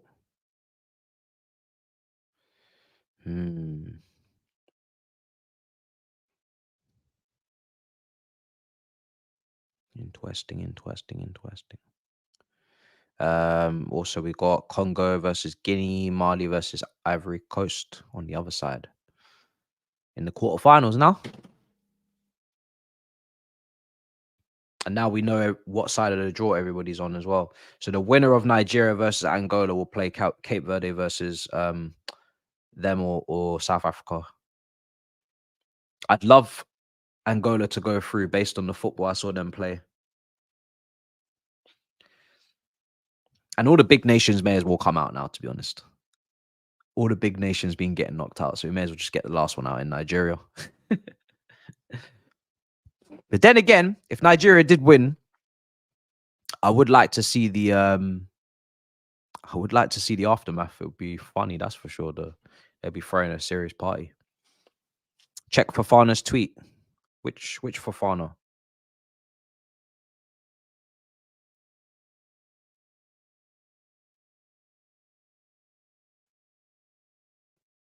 You shouldn't waste time asking me my flop of the season, trust. Unless if it's Chelsea, like who's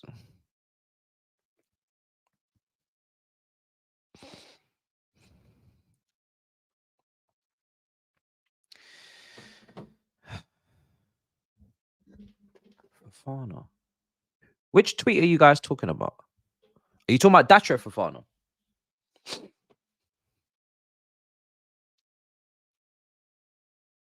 I'm guessing you are, because I don't know what the other Fofana has to tweet about right now.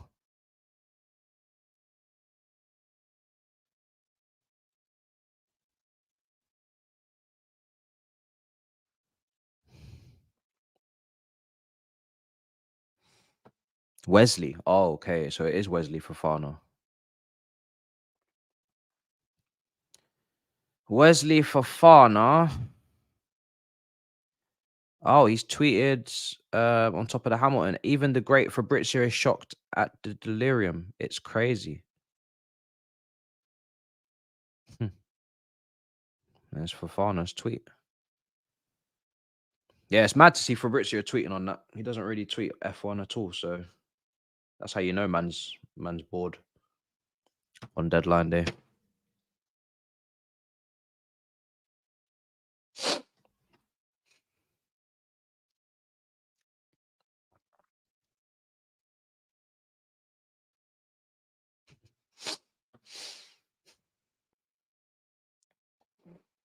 It's so funny to see that tweet blow up, even though like everybody knows he's got absolutely nothing to do with it.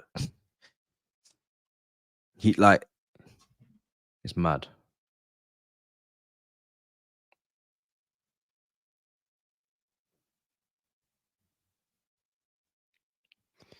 Check his replies.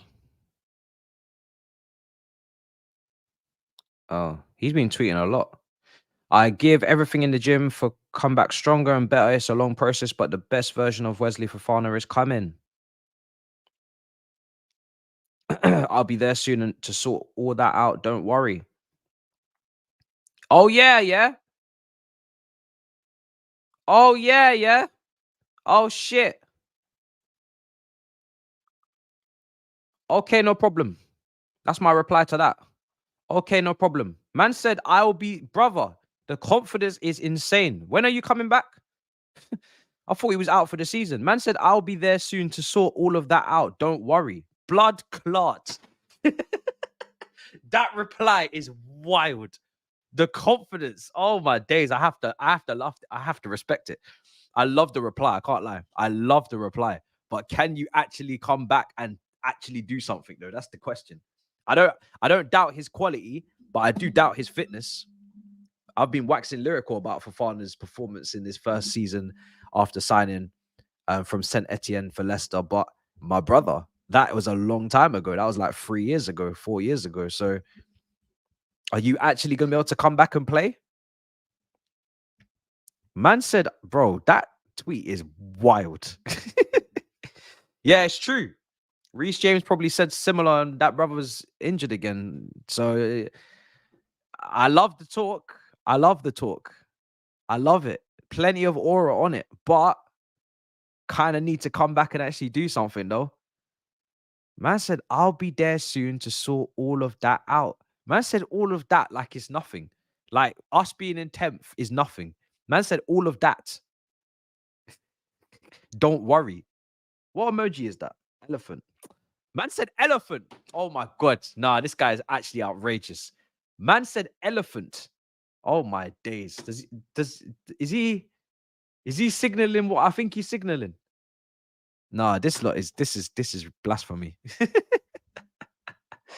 Oh dear God. I don't think he's even back. I don't think he's even meant to be back till next season. I'm pretty sure he's not back till next season. Well, he's not back for a while. He's not. I don't think he's anywhere near being back. Our board are actually tapped. Striker leaves, no replacement. Yep. Kingsley, that's what's going on. Garnacho and McTominay are more cultured and gifted than Ribery and Pirlo. You are very tapped individual. You need to seek help and guidance and love. The truth, that's the truth. What the hell are you spewing in that super chat? Huh? You must be tapped. You must be tapped. Has he said anything else? That comment is mad.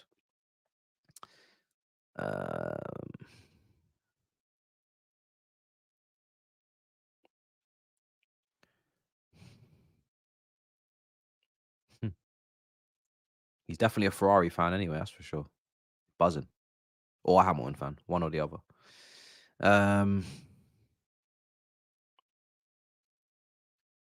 Oh, for fuck's sake.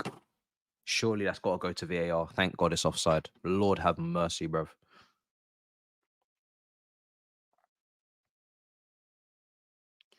Hoyland, offside. Could have been 3-0. Could have been 3-0, but offside. Offside.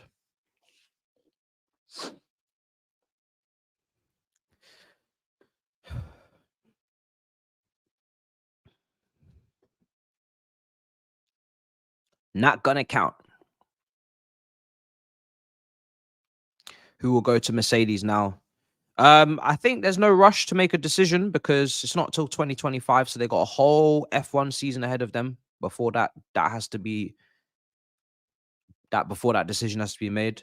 I think it depends on a few things. I think it depends on Russell's performance, whether or not they believe he's ready to lead the team, or does he need someone stronger next to him? That depends on this season, if he performs or he doesn't. So we'll see. That's why I don't think there's any rush. Like, you're not going to replace one of the GOATs just like that. You need to make a informed, calculated decision. And the only way to do that is to take time. So hopefully it's not Perez. No, I don't want Perez at Mercedes. No, thank you. No, thank you. Not after that arse season I watched last year. Even if he has a good year this year, I still don't want him because I just don't really feel like that's the play. Like, you should be trying to bring in someone long term. And if it's short term, then you may as well go and get Alonso out of Aston Martin because he's better. But really, you should just go and get someone long term. Checo's not long term. He's at Red Bull. We don't want them Red Bull drivers. Thank you very much. So yeah, nah, none of that. Less of that. That won't be happening. I can assure you that won't be happening. It won't be him. I think Alex Albon makes the most sense right now. If I had to pick someone, Alex Albon. He's at Williams. You know, he's doing his thing. The Williams drivers always make their way to Mercedes. If he has another really good season this season, and he's got a car that can do something, then yeah, I think Alex Albon probably makes the most sense. Ocon at Alpine. Ocon. I heard that. I don't know. What did I hear on Ocon? I thought I could have swore I heard something about Ocon earlier. Someone actually linked Ocon to Audi as well. I don't know, man, about Ocon. I'm not sure. It's a bit of a it's 3-0. Oh, it's 3-0 and it's Casemiro. Is it offside? It's offside. It's offside. That is so funny, bro. That's 2 offsides in a row now. Manchester United must be pissed. Man United fans are not happy, bro. We outside, offside, bro. Man United, bro, and they're both correct calls, by the way. So there's no point getting angry. You just need to time your runs. You're a little bit too excited to get that third goal. Do you know what I mean? You're a little bit too excited. You need to relax yourselves. You need to calm down. It's gonna be half time now. Mad. I want my goal difference up. Is that what this is now? Bro, Wolves, man, what are you doing? Got Man United fans talking about they want their goal difference up. And to be fair, you actually do need to get your goal difference up. Your goal difference is stinky. You actually, if there's one thing you do need to do, you actually do need to get your goal difference up a little bit. I don't even know what mine looks like, to be honest, after what happened yesterday. That absolutely blamming. But you man's goal difference is disgusting. Mine's chilling at 1 after that battering. Yours is at -3. Same as Wolves. Lord. Oh, Rashford. Oh my fucking God. What was that? Oh, it's Bruno, sorry. What is that from Bruno? What kind of pass was that? These men are tapped, bro. I don't know what's going on. We don't know what's going on. These men are crazy.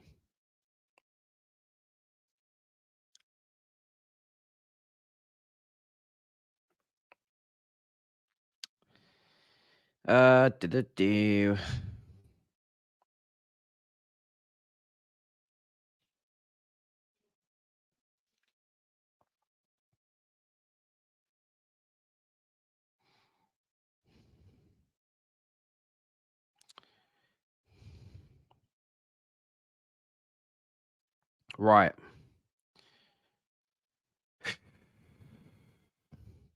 Halftime. Manchester United 2-0 up. Could have been 4-5. Couple of offside goals in there as well, but they're all correct calls. This is not good. Not good at all.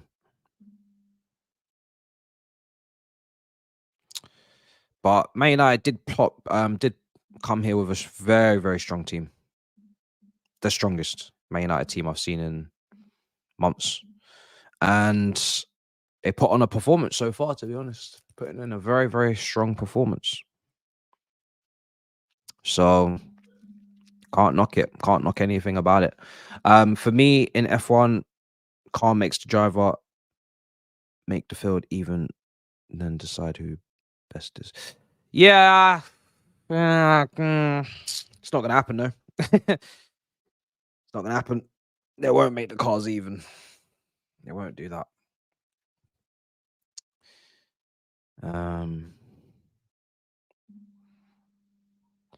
Big Sixes tomorrow. Opinion on Hoyland. To be honest, as much as I could cook him, and I've always said, listen, like I was, obviously asking where are the goals, bro, because you haven't scored yet this season and whatnot. But I also did always put with that, they're not really giving him many chances. Like, I don't actually look at Hoyland's miss catalogue and see bare big misses, and he's just like flopping all the chances. So I was always like, as much as you're not getting your goals, I'm not really seeing Man United creating for you. And we know they don't have the most creative players around him. Rashford was a bit selfish at times. Garnacho, not very good at picking up his head. Anthony, don't even need to say anything. So it's not like he's got like an Elise and Eze around him putting chances on plate. So, he's one of those players that he's overpriced, massively overpriced. Again, I'm going to say that he's worth half of what he cost, which I'm having to say for quite a few players at the moment. But To be fair to him, today he's worked his ass off, got himself into some good positions, um, and he's got his goal. And I think it's his goal. I do. I think it's his goal. So he's got potential, and that's really all you can say. You can just say he's got potential, and really that's all you can say. You leave it at that. He's very very raw in terms of he's very fresh to the league, and he is raw in a few things in his game, but it's not really a surprise. I don't think he was a consistent starter last season at Atalanta. I think he was mixed in and out the team. So yeah, what teams do right now with their money is mad.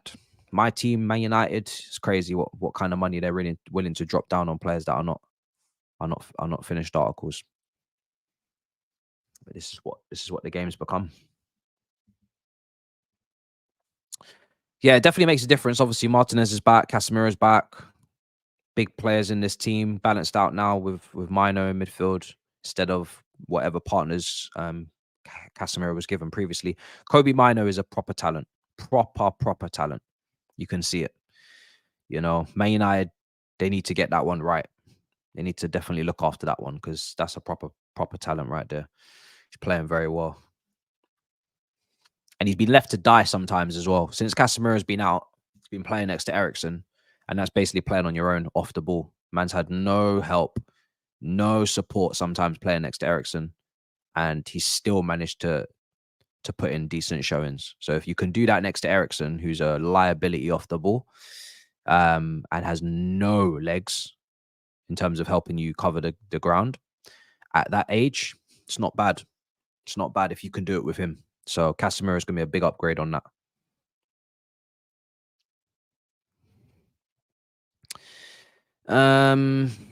What else is being said?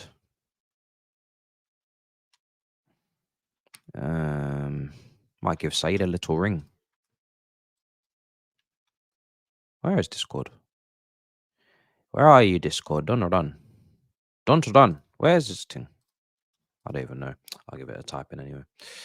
Let's see if we can get a hold of him. Ugh. He's having quite the day. Let me see.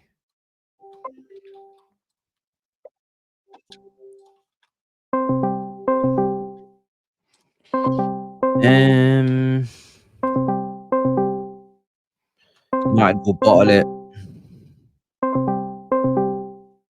I know. I know. Well.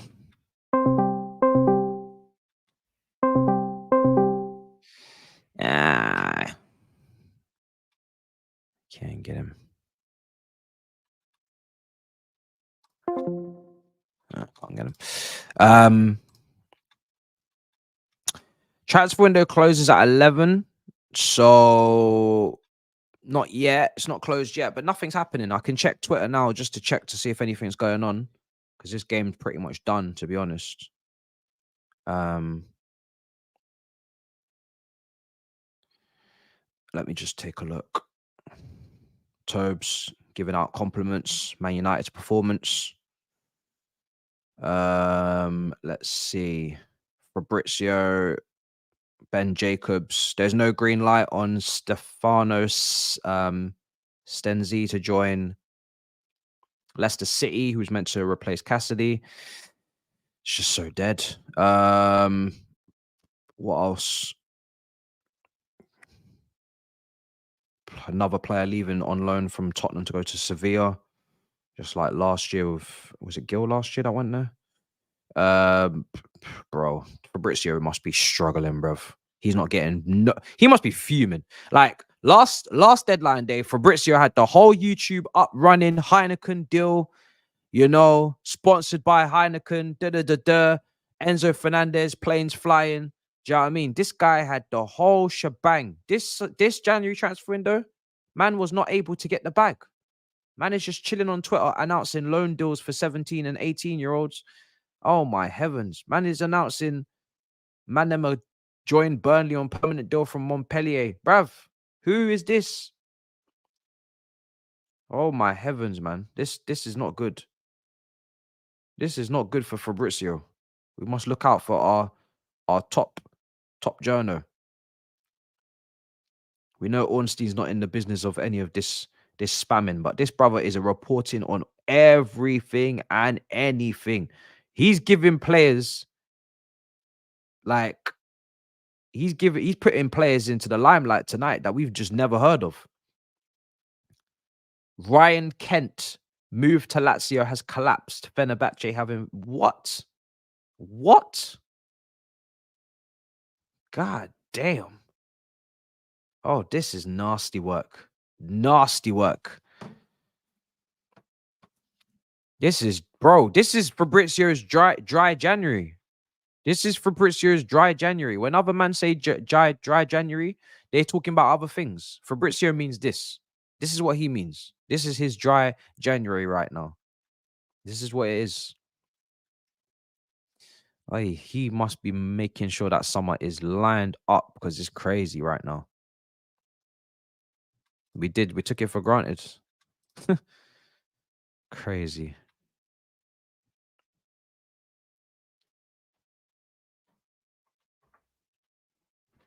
Oh yeah. I remember this. Last summer, Elon Musk was absolutely messing up the whole of Twitter with his insane changes.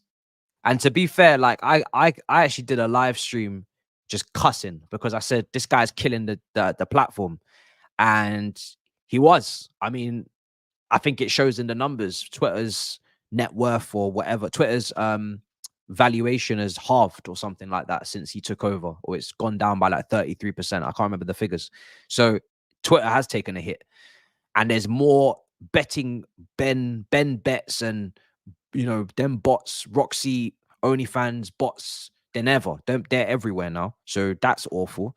And yes, he said that he was going to monetize the thing, and he said, oh, he's going to pay everybody, and he did for the first month. He paid everybody quite nicely for the first month, but you want to ask people how much they're getting paid for their tweets now?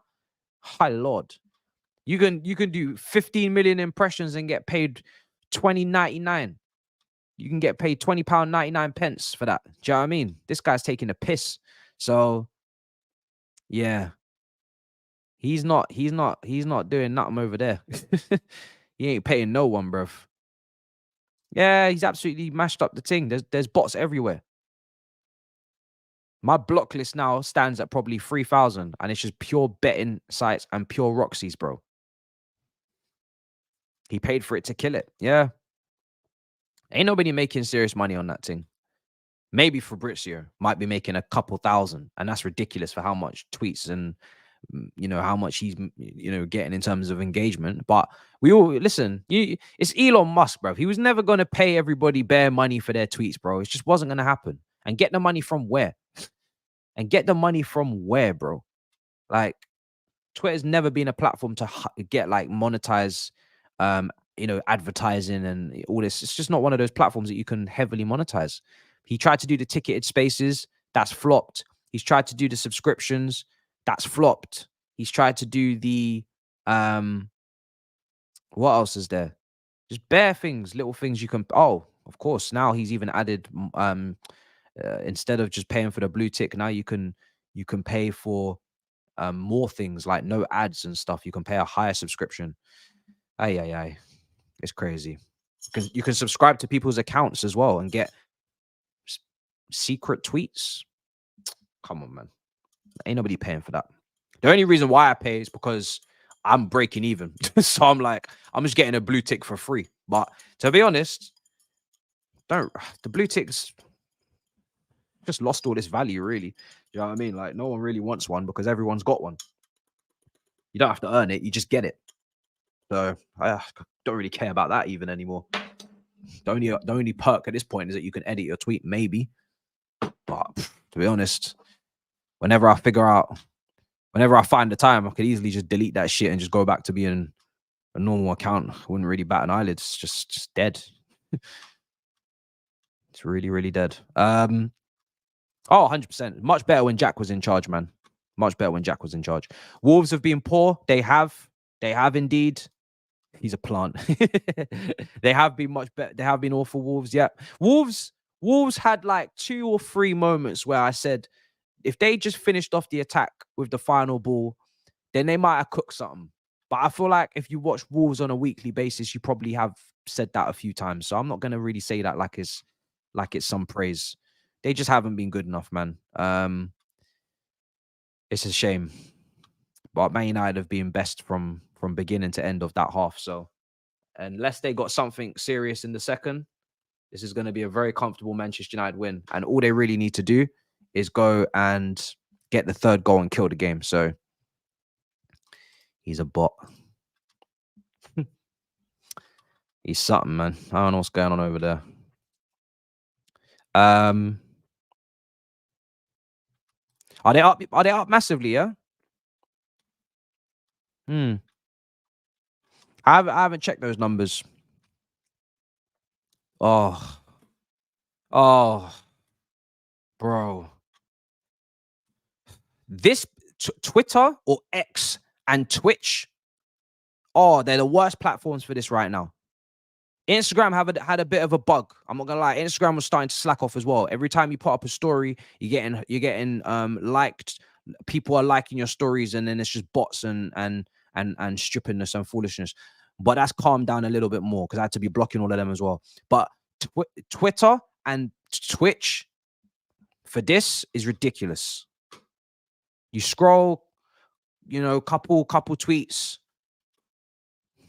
bang. Bob's your uncle, bruv. Or maybe it's your aunt.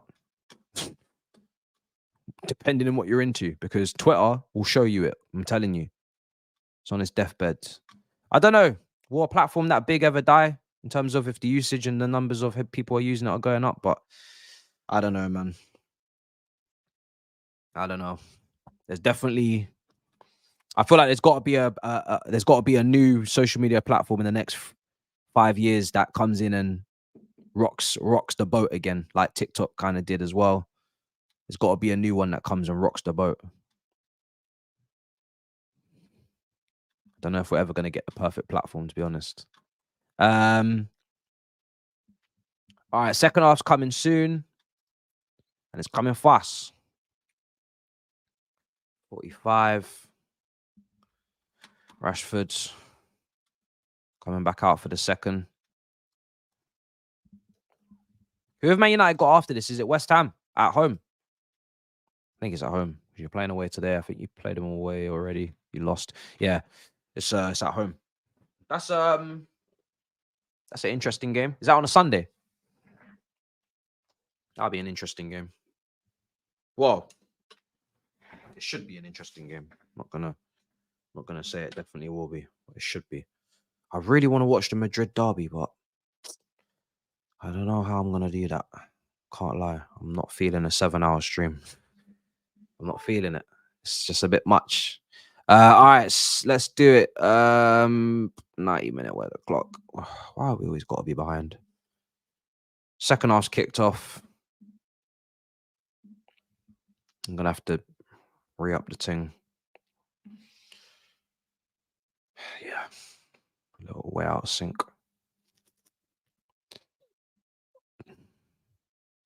Twitch, yeah, Twitch is not doing too well. Do you know what I mean? Maybe GTA can save it. I'm planning on having a big gaming comeback when GTA comes out. Because I was playing a little bit of Call of Duty on there. I'm doing the FIFA thing, but we all know the game's a little bit rusty. So we're just doing the career mode. But at the same time, EA kind of needs to fix up because the game's a little bit crooked. So when GTA comes out, I'm sorry, I'm going to go mad. Is it going to be 3-0? Oh, it's a shot block. Should have been 3-0. Man United again. Big chance. Is it Bruno Fernandes again I'm seeing in this position?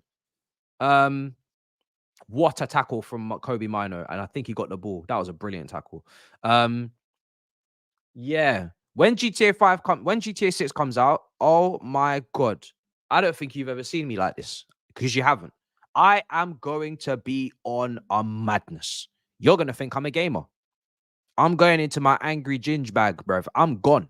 Do you understand? You will not see me again. You're just gonna see pure GTA 6 videos and streams. I'm just gonna be banging it out like mad. I might live it on Twitch and then clip up the best moments and throw them on YouTube. But I'm gonna be doing a madness. I might even throw them on TikTok as well. I'm trying to become a gamer in 2025. Just in case my team's completely rubbed out for a while, I'm gonna need to find something else to do. I'm gonna have to become a gamer in 2025, guys. It's gonna be crazy. It's actually gonna be mad. I can't wait for that game to come out. I'm gonna bang it out like crazy. February 17th, Fury versus Usyk. What day is that? Is that a Saturday? We've got to be very careful. Very careful. Oh, it is a Saturday. You know me, I don't usually cover the boxing, but I think for that one, we will be there. I think for that one, we will have to be there because I'm a big casual. I like to turn up for the heavyweights. I do. I might have to be there for that still. I can't see myself missing that one. So yeah, you can pencil that in, bro. If that's the date, then we can lock that in because Usyk versus Fury, I've been waiting for that. You see me, yeah, I can't entertain these foolish fights. You see when these guys are doing up filler fights and they're just, collecting paychecks and Fury wants to fight. Who did he fight? Was it Chisora? No, it wasn't Chisora, was it? Who did he fight that he had no business fighting, bruv? Oh, cleared off the line. Wolves. Cleared off the line. Who did Fury fight that he had no business fighting, bruv? It was one of these heavyweights. I can't remember his name. Bruv, who was it, bruv? The name will come to me in a minute. I think it begins with a C. I'm going to find out. Was it Chisora? I think it was, Oh, maybe it was. Yeah, Francis. Maybe it was. No. It wasn't. Because this guy put up a fight. No. Not this guy. No. He put up a fight. I remember no, he got cheated. Yeah, no, not him. He got cheated. He should have probably won. I remember him. He's the Nigerian guy, right? Yeah, he should have probably won. He put up a serious fight. I'm pretty sure he put up a serious fight and a serious valiant effort. He was good. I think it was Chisora. He's fought him like 3 times and beaten him already twice, and then he fought him again for the bag. I think it's Chisora. But anyway, I just don't like it when these fighters, they just go and do these pointless, easy wins. I'm not here for it. I'm only interested in the serious matchups. And now Usyk versus Fury, that's going to be a fun one. I'm not interested in these fights that don't get made and stupid negotiating back and forth. Oh, I've got to do 10 ounce gloves dinner. I know it has to happen, but it's boring as hell, man. I just want to see the fight. Stop playing with me. Oh, he's from Cameroon. Okay. Yeah, he was from the UFC. Everyone was confused why he was fighting. Yeah, that's not the guy. He definitely like came out of that looking really good. And I'm pretty sure he got robbed from what I remember. Dillian White. Might have been Dillian White. Might have been.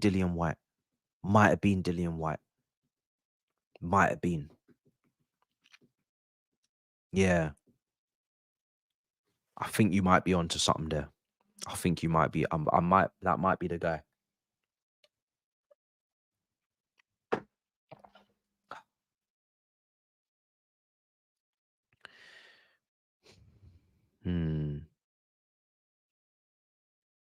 I think it was Chisora though.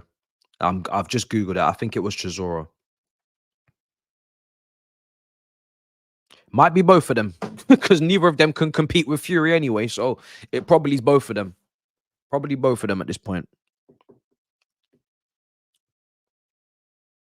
I don't know, but if he is, that's going to be fun. Man United coming forward on the right side. Kobe Mino. Bruno. Back to Bruno again, left side. Luke Shaw. Here's Rashford. Back to Luke Shaw. Casemiro dispossessed. Little triangle. Making their way through.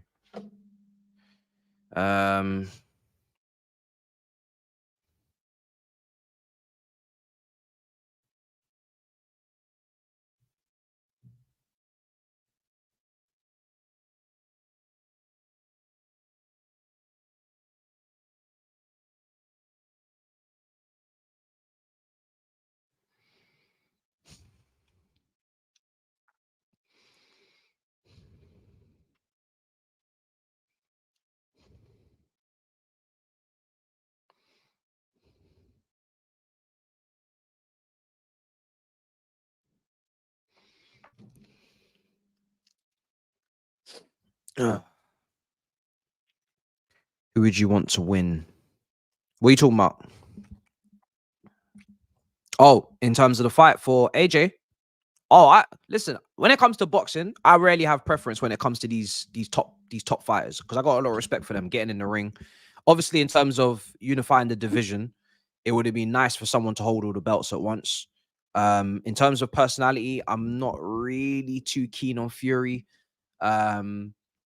I'm not really too keen on AJ either. I think if I'm saying personality, who am I drawn to the most? Is probably Usyk.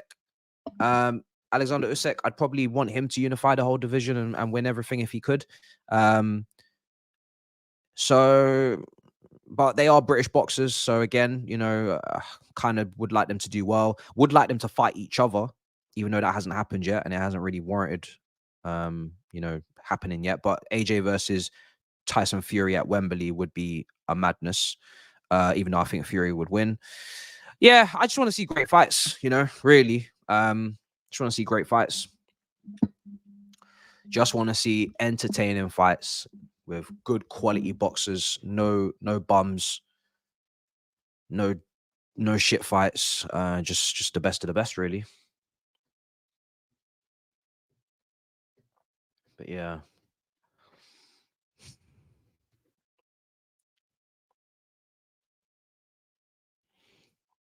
I'm not really drawn to either of their personalities at the moment.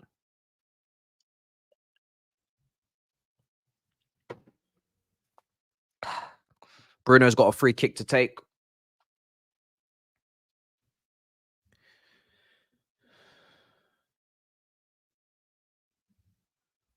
Ball in, header down. God.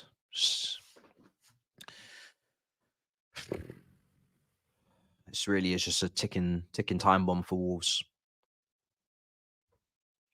Oh, Hairline, big save from Sarr again.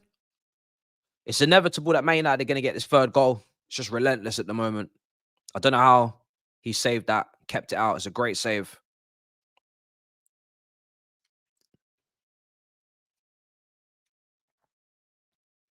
It feels inevitable that they are going to concede as they come down the right. Now Martinez is going to play it down the left. Rashford. Nope.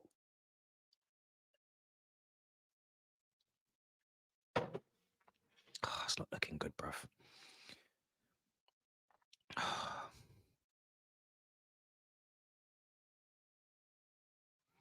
55 minutes gone. Switch of play for Wolves.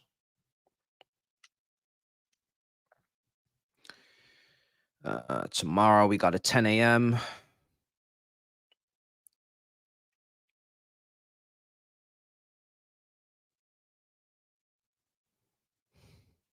They're cutting in now. Wolves, come on. Do something. Give us something, man.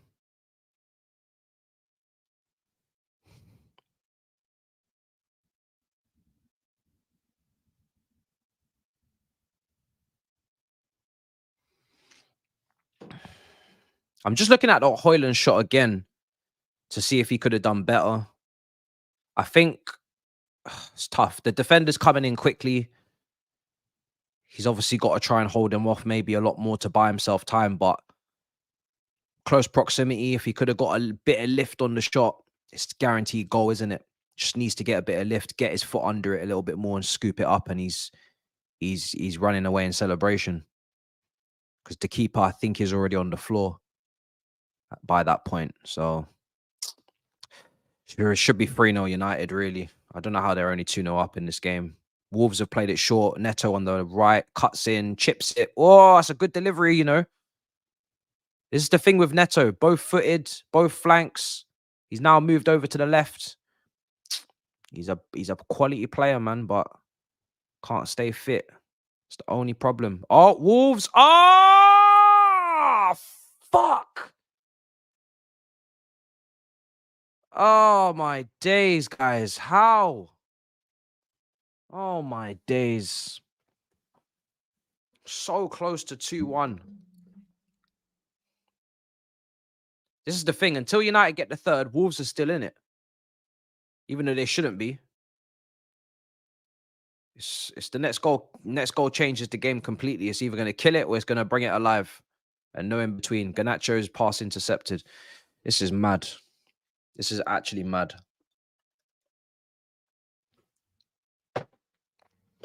See if you're going to make it or break it this game.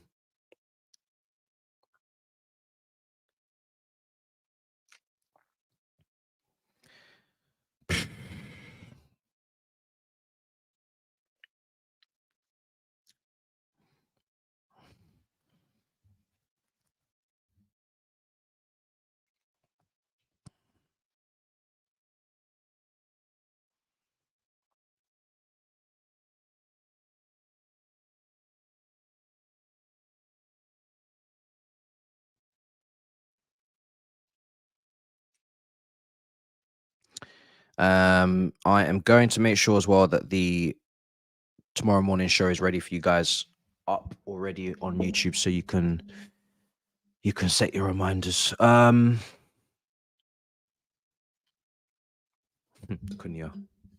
crying.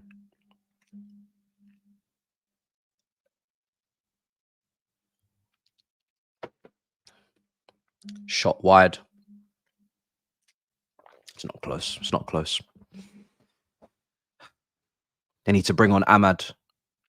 Yeah, man. Diallo, can he not get any minutes? Can he not get any minutes? Is it not possible for this man to play? Is that out of the question? Andre Santos's loan is official. Yep. We'll be reviewing the window.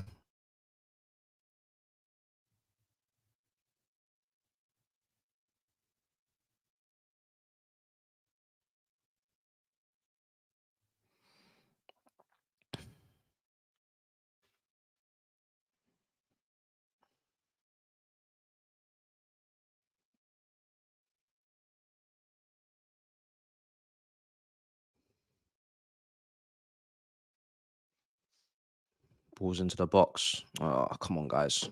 Look. Neto, right side. Nice. Well done. Neto's like a real winger. He's a real winger. 1v1, both feet, crossing, shooting. Real winger. Real winger. This is a real winger. This is a real-time winger. He needs a move and he needs to stay fit, man. It's a real winger. That's the type of winger you bring in. If you bring in an Osherman type striker, that's the type of winger you bring in. Obviously, Elise, a great delivery as well. So that forehead connection is going to be incredible. But like these two wingers, yeah, I like them. I like these two names, man. I like these two names. You're going to bring in a striker that needs service. You get these type of wingers. You get these type of wingers every day of the week. You definitely do.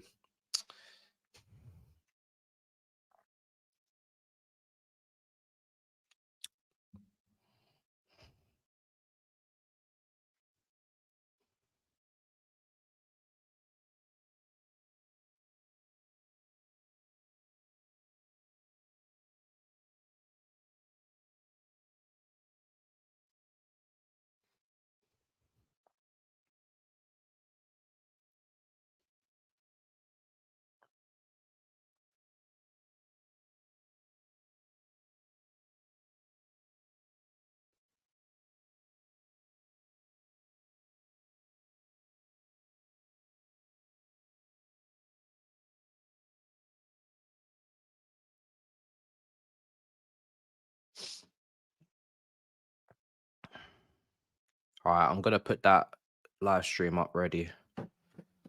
Time was just to make sure the title was ready. Man said if your strikers need servers, bring in Anthony and Garnacho. You're crazy.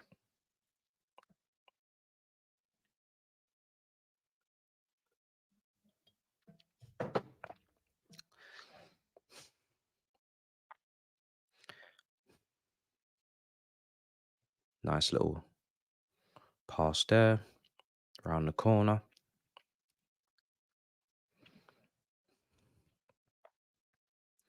Clipped it, flipped it. There we go. Left side.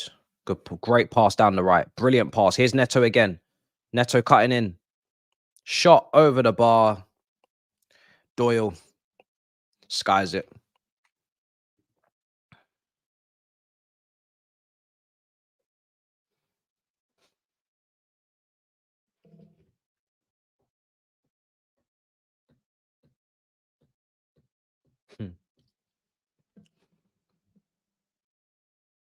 It's a bit of beef in the Madrid game. I wanted Neto or Elise so bad, but because not only do they have the experience, but they also proper wingers who can use both of their feet. Yeah. It's a shame we couldn't just take a bit more time in it last January instead of signing 2 wingers and just take time. And then we could have assessed situations. And then bang, we'd have some spots open right now. But we would just want to do everything at once, shoot our loads like crazy, bro. Just wanted to build the whole team at once. And then we had a bloated squad. You know what I mean? It's not even like we had a massive exodus last January. We just had a bloated team. Brought in so many players. Didn't want to take a chill pill. Right. I just want to redirect so you guys can set reminders tomorrow. Substitutions are happening right now. It's 25 minutes left. I don't know. Do I think Wolves can get 2 goals, let alone 1? Not really. They're flirting. It's a lot of foreplay.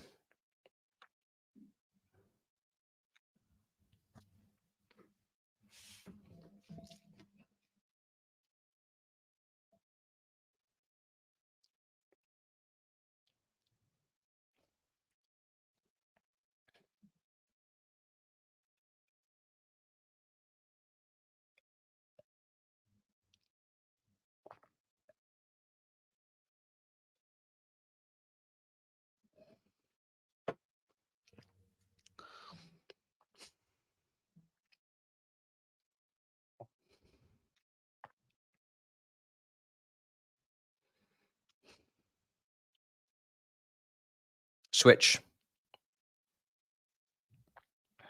Right.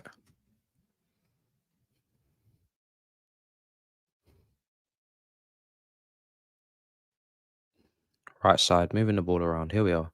Wolves on the left. Let's see if they can put something together. No.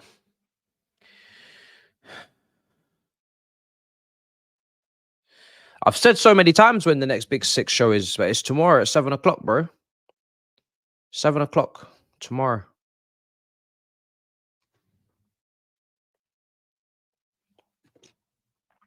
We need to hurry up and get a poster out.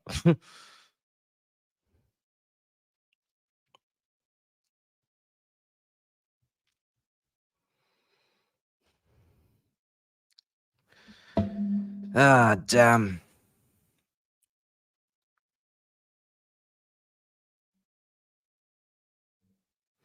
Ten Hag livid. How you doing, Hassan? No problem, third eye. No problem, bro. Pen. What's going on? Bruno with the ball coming in. Shot. What the hell was that, bro? Dallo. What's going on there, bro? Also, what's happening in the West Ham game? Sorry, quickly just want to check in there because that's also going on. It's current. Oh, it finished 1-1. Ward Prowse from the spot. They did equalize. Wolves. Cunha. Nice play. On the counter now, Wolves, right side. There's a big... Oh, he's gone inside instead. Left... Oh, go on. What we got? Oh, penalty. Penalty, ref. Yes. Yes. Get the cards out. We might be back in this. We might just be back in this. Wolves have a penalty. And I'm telling you something right now. If they convert this and Manchester United don't go on to win this game, they will be kicking themselves because they have had the opportunity to go 3, 4s, and 5s tonight. I don't know if it's a penalty, though. It's a very, very light touch. Of course I said we. Yes. You heard me. Oui. S'il vous plaît. Yes, you heard. It might be a dive. Oh, it's a... Yeah, I'm not going to lie. That's too soft. Even me. I want a penalty like anybody, but bro, that is soft. That's not a penalty. He's dived.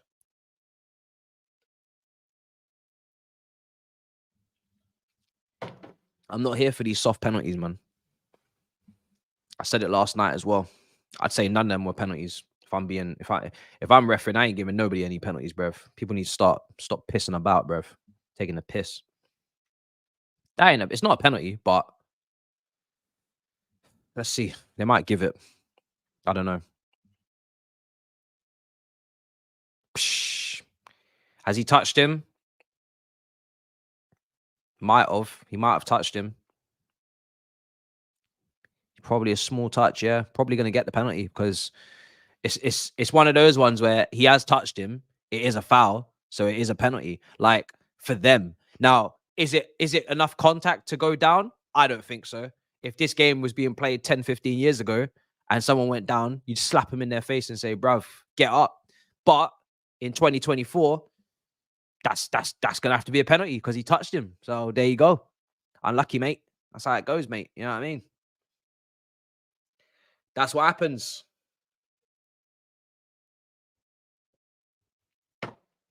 That is extremely soft. But in today's rules, or whatever the rules are, I'm not going to say there's rules.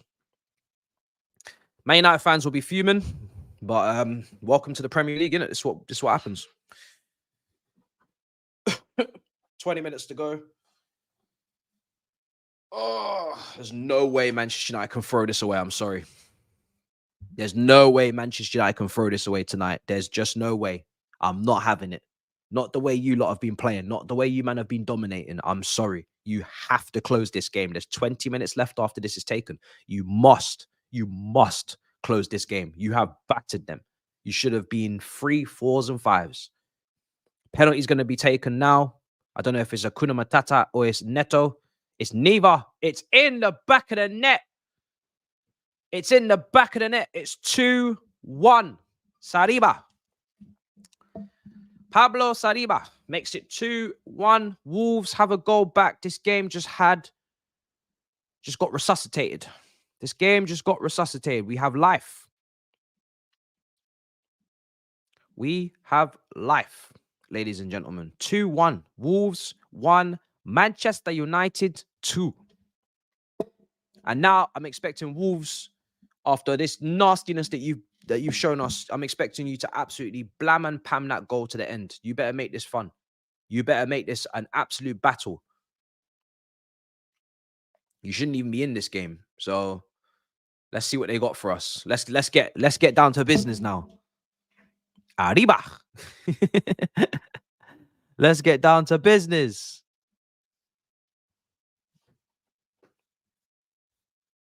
Cool, brother Saeed's. There's no point. He didn't pick up at halftime. He ain't picking up now. He didn't pick up at halftime. I called him at halftime when his team were 2-0 up and cruising. If he ain't picking up then, he ain't picking up now. Fleck.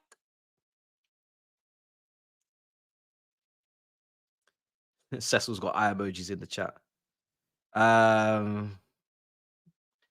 Grizz said Wolves will 1,000. It's not even 1,000. It's more than that. He's put more zeros than that. He said Wolves won 1,000,000% equalize. He said they will 1,000,000% equalize. Game on.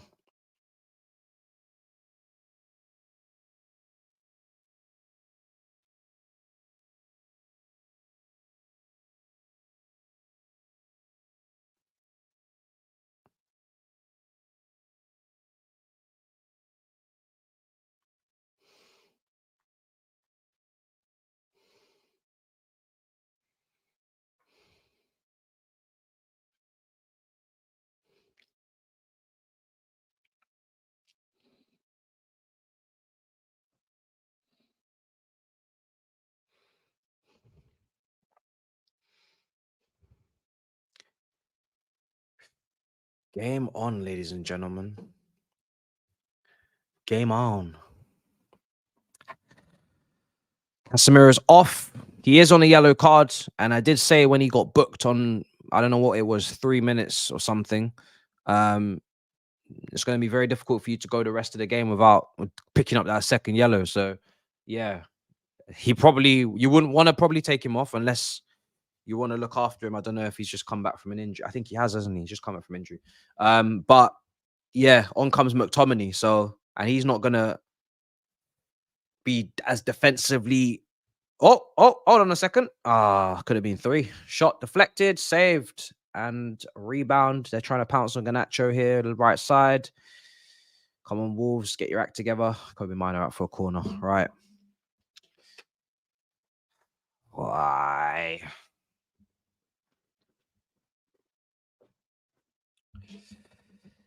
Shit.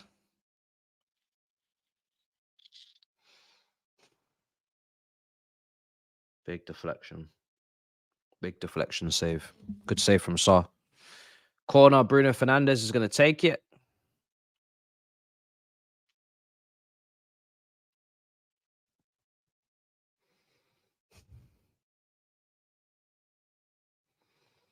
Ball's going to come into the box. And, it's 3-1. Oh, sugar plum. McTominay. Fuck. He's just come on. He's literally just come on.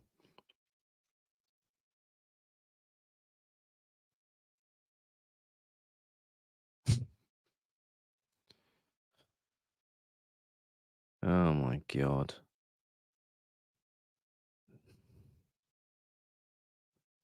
This brother is not a DM. I said it. I've always said it, but I did not realize his goal scoring capabilities were this much.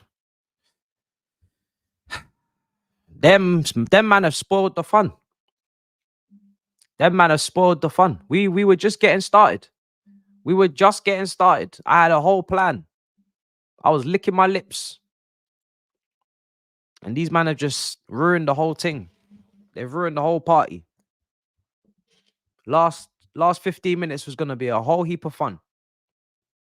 Grizz, I don't know what you said in that group chat. You just got us out here looking stupid now. You know what? Let me make sure he don't delete them fucking messages. let me make sure he don't delete them fucking messages. Cause you know what? I'm sick and tired of them saying shit and then I go back in the chat and it's like, this message has been deleted. I'm gonna fucking screenshot that shit and I'm gonna post that on the fucking Twitter. That's what I'm gonna do. That's what I'm gonna do. I'm gonna take that shit. I'm gonna screenshot that shit. I'm gonna post that on the Twitter. And you're gonna hold that.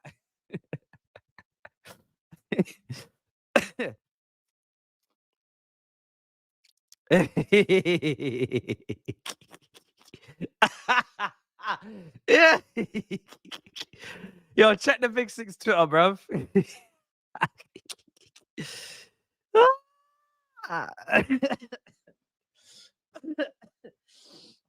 Oh, I can't believe the way that he came. I have to post the way that man came storming into the group chat. I swear, the confidence is crazy. especially when Man United have absolutely destroyed Wolves for the whole game. I don't know where this confidence came from, but I had to screenshot that shit. That is outrageous. To say that and then for them to go 3-1 up immediately after is mad. I can't believe the confidence. It's just crazy to me.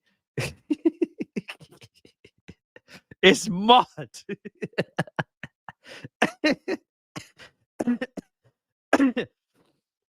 It's mad. It's mad. It's mad. It's mad. It's mad. It's mad. Oh dear, dear, dear.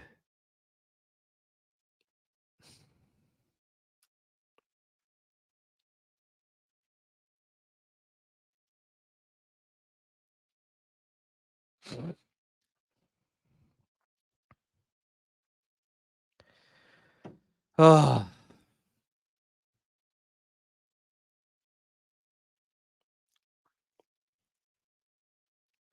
Right side.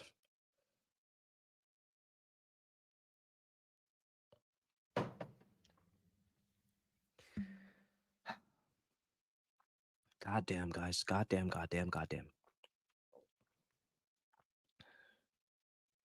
Luke Shaw into Anthony. Dispossessed. Wolves come down the right hand side now, pushing the ball forward. It's a decent, it's decent balls over here.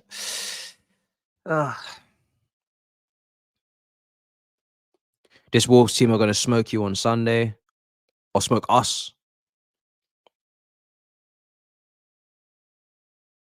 You should go the red light in your room on the Chelsea segment. Therapy doctor. Man. Oh. I got a therapy session lined up soon.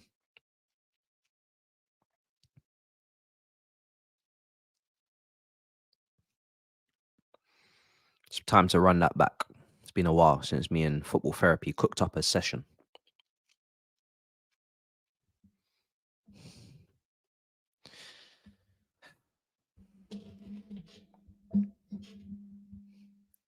The goal came from McTominay. McTominay was substituted on for Casemiro and he scored immediately after. That's where the goal came from. Quite a spectacle. Should Chukwuemeka start against Wolves? Yes. Yes. Yes, he should. Yes, he should.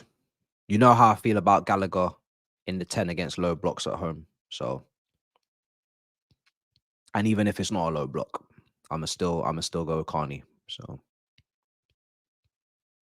Liverpool was his last one. I gave him that one. I gave him that one from the start because it made sense. You know, we had injuries going in. We had players coming back into fitness coming into the game. So it wasn't really fair to be taking him out in the game against Liverpool. We're probably going to have to do a lot of running off the ball and start a Carney and Cuckoo. But best believe at home to Wolves, we will not take time with that decision in the 10. You know me.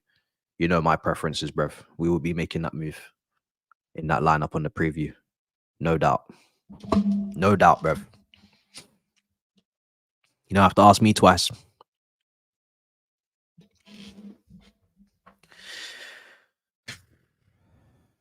It's going to be tough. The only thing that's going to be tough is between Carney, Jackson, and Nkuku. Two positions, three players. Because Nkuku does his best work just behind the striker. So does Carney, and obviously Jackson's the striker, but Nkuku's more clinical. So that's the only conversation I'm having in my head with is: do you go Carney in the 10 and Nkuku up front? Do you go Nkuku on the left or Carney on the left and have them interchange and then Jackson up front and play all three of them, which I'm definitely very keen on suggesting. But then Chilwell has to play left back because you need the width, because you know Carney and Nkuku are best in the left half space, so you need to have some width. You can't play Colwell. He's probably still injured anyway. Badiashile, he was awful in the last game anyway, so there's no point even saying that him at left back because otherwise you've got Nottingham on the left flank. So I don't know. I'm having conversations in my head, but when the preview comes tomorrow, actually, no, it will come out on Saturday. It'll come out on Saturday. When the preview comes out on Saturday, I would have made up my mind. I'm going to wait for the press conference as always because We need to make sure none of these brothers didn't pick up injuries in training before we get ahead of ourselves. But yeah, I'm thinking all three of them. Or Jackson could play on the left. That's exactly Phil. Philip, brother. All three of them, bruv. It's a mad interchange potentially. It could be fluidity on crack, bruv. It could be, I'm telling you, it could be a madness. I'm ready to drop Sterling. I don't know. I'm not in the business. I'm ready to drop Sterling. I'm ready to see a front four of Palmer, even though he wasn't cold. But I'm gonna trust it's just a bad game because usually it is. Palmer, Nkuku, Carney, Jackson, front four. Interchange to your heart's content. I'm ready for it. That shit sounds delicious. No Sterling, no Mudryk, no Madueke, all on the bench. Bench. All of you. You can sit right next to Washington.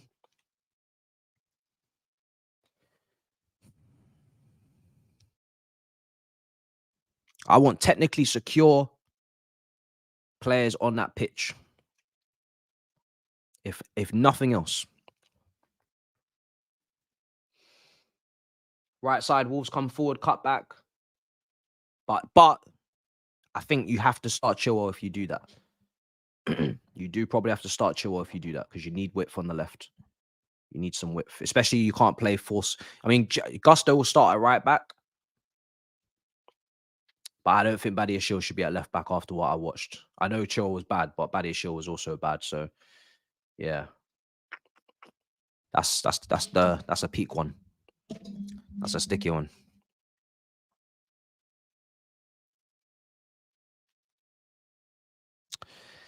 I'm going to talk about the back five. I'm not going to suggest it now for that game, but I will talk about the back five. I did think about that also today as well. And I was almost going to make a video on it, but then I said, you know what? It's deadline day. The Broya thing still might happen. So let's just not talk about anything else and just get this transfer window wrapped up before I start talking tactics. But the back five has come across my mind for the last 24 hours. And I've probably got the same idea you do. So I'm going to explain it in the video for sure. And we'll talk about it. I'm not suggesting it now for this game in particular, but I am certainly suggesting it for the Carabao Cup final. I'm definitely suggesting it for that game. That big ass Wembley pitch, the way that we were covering them switches. I'm not trying to see that again. Shot. Oh! It's 3-2. Wolves have scored. They have a goal. There is a lifeline. Who wants to be a millionaire? Phone a friend. Saeed, pick up your phone, brother. We might actually. I don't know. I don't know what's going on. Let's just be here. Let's just be present. I don't know what's going on. I can't really understand it, but it's happening, and I'm happy for it. Wolves have scored from the set piece. Took a whole heap of deflections on its way in, but it's going to go to the goal scorer, number 23. And yeah, Wolves are back in this game again. Substitution for Manchester United. It is going to be Hairline off for number 62, who I'm not familiar with. I'm going to make a little quick search on that bench now, just to quickly see. Also, you can catch me on BR Bleacher Report app at 12 o'clock tonight for a 20-minute little transfer window roundup for Chelsea. I'm going to be talking about everything that's happened in the window, just going through all the outs, and obviously there's been no ins. So yeah.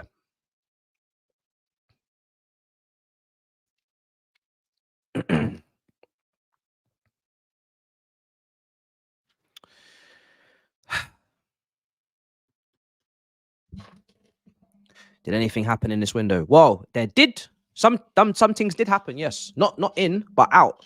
But this was always planned. We were always going to review the window. Even if nothing happened, I guess that is something. And that is damning, I guess, as well. So, yeah. Things took place. Just nothing incoming.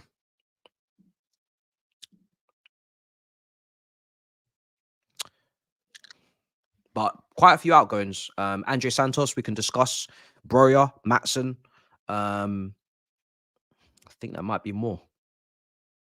Datro Fofana to Burnley. So I got a couple of players in there that I'm gonna roll in with.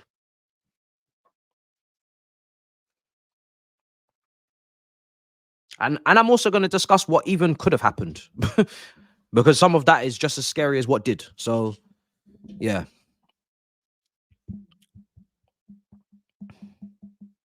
Andre Santos is going to go out on loan to Strasbourg. I think that's already been confirmed. So that's definitely cold now.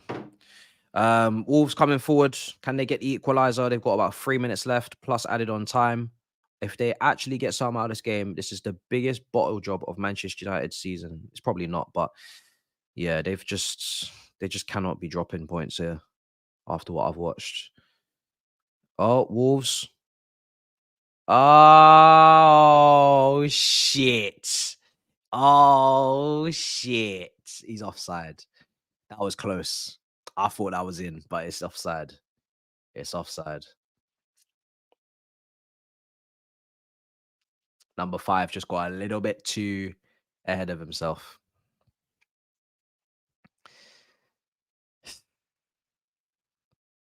Killman, killed man. That is a title. If nobody don't use that in their reviews, if they drop points, then these men are not on point. Because I'm all for a pun in the title, so that needs to be used. I'm not doing it because I ain't doing a review, but yeah, Man United fans, you need to get on that. Killman killed man. That's insane. That is something I would do for sure. I would definitely put that up in a title. That is brilliant. Wolves coming forward. Oh my days. They've given the ball away. Oh, Garnacho. Is he going to kill it? Is he going to kill it? He needs to play that central. He's just about managed to do it, but it's not enough power on it. And now it's a free kick, I think, to Manchester United in a very dangerous position just outside the box. Someone had to take the yellow card, and it was Cunha. He had to take the yellow. Yeah, he had to do that. That's what you call a tactical foul. That's something that was necessary.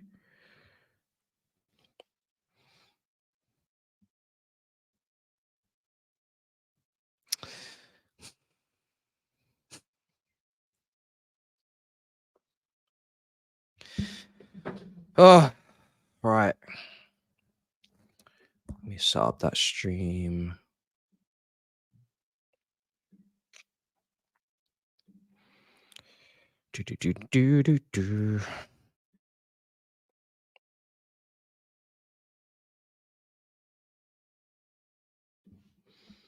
Free kick for Manchester United just outside the box. Big opportunity.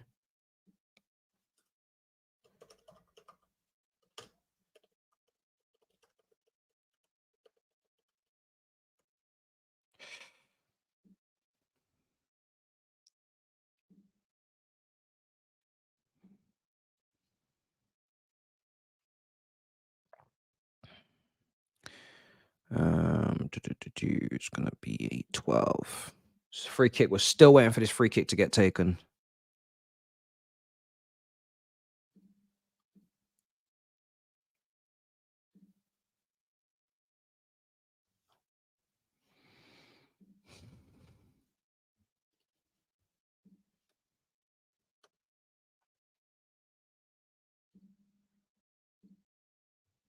Shot blocked.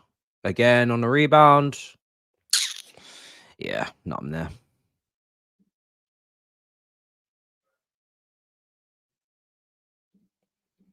Nothing there. But yeah. I think there's 9 minutes of added on time, guys. They're gonna make another sub. It's gonna be Johnny Evans. So long time left in this game for Manchester United. That's a long time. 9 minutes. They've played one of that. There's time. There is time on the clock. If they can get their act together, Wolves, they can still do something very serious here.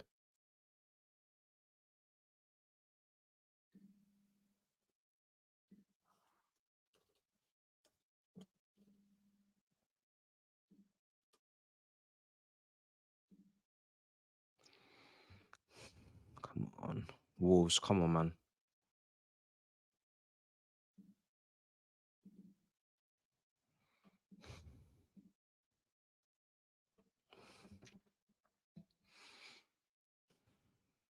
Wolves in possession now. I don't know if they're gonna really start laying a glove on this goal, but they need to. Switch of play. What the fuck was that? Switch of play. Ugh, they're not doing anything. Man United coming forward again. Please don't let this last 6 minutes just peter out. Here's Anthony coming forward. Left side. Oh, he's gonna take a shot. I don't know, man. I don't know.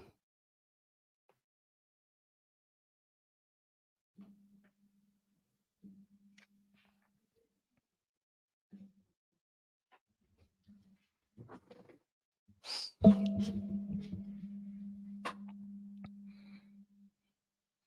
that stream's up now.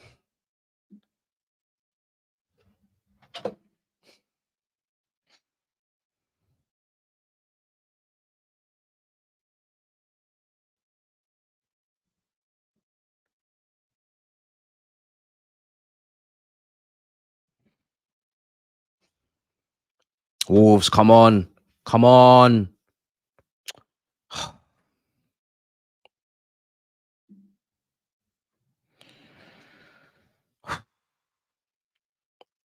Still a lot of time to go, man. 5.5 minutes. But it's only Man United getting forward. But I'm hoping a break, a counter from a corner. It's a great save from Sarr. Sarr's made some big saves today, man. He's kept Wolves in this match. Made a lot of saves. A lot of saves. Without him, like I said, Man United would be clear, and gone. Ball into the box. Headed away. I need a counter attack. Oh, Anthony again. Okay. Oh, there's the counter. There's the counter. I thought that was the goalkeeper, but it's the ref. Wolves, 2-on-3. Neto cutting in. Shot. Ah! That's what I'm talking about. That's what I'm talking about. Come on. Give it the Klopp. 3-3. That's Pedro Neto. That's the money. That's the money. That is the money right there. That's a real winger. That's a real winger. We said it earlier. Real winger.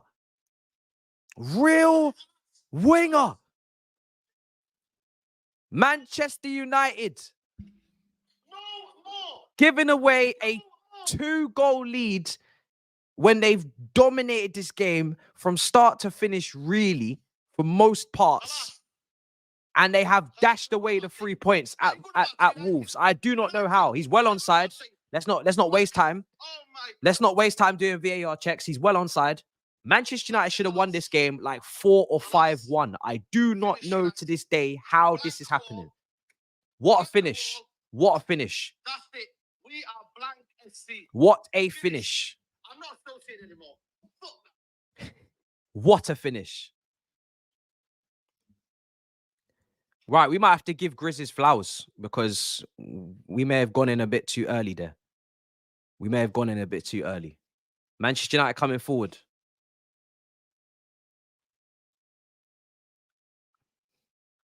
No. What are you guys telling me, bruv? There's no way. We might have to take those flowers back off him.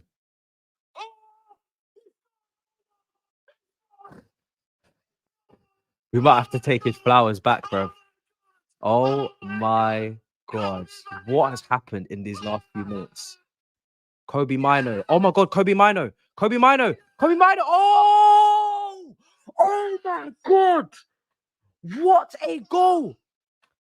That is Bellingham-esque.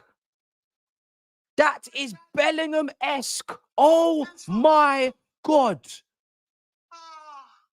It's Bellingham-esque what he's just done.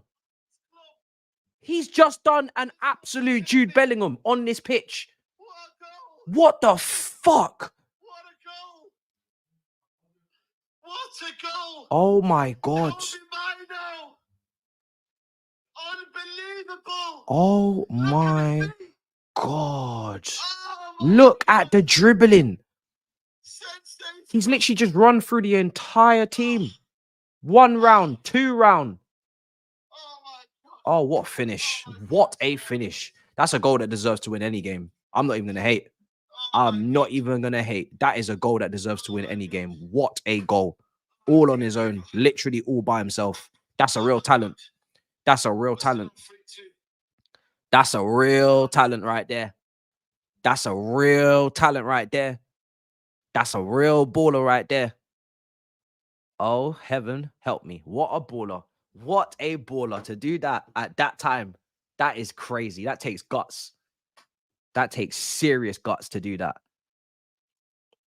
I ain't even going to hate. I'm not even going to hate. When someone scores a goal like that, it's just fair play. I ain't even going to hate. Fair play. I can't believe it. These man almost dashed this, you know. Bro, these lot are crazy. These lot are crazy. Almost dashed away the whole result.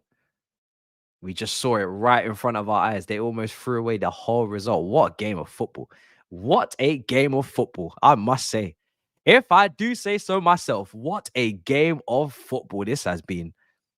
Mad. Absolute mad. People were killing. People were ready to kill.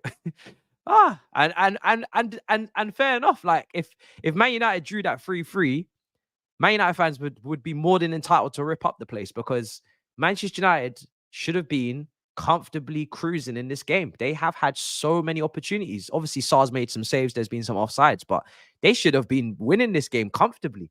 They've had a really good performance, but yeah, man, they tried to dash the whole result away. And one kid said no. Kobe Mino said, not on my watch. This might be what you man tend to do, but I don't play this game. I do not play this game. This is not what we're gonna do.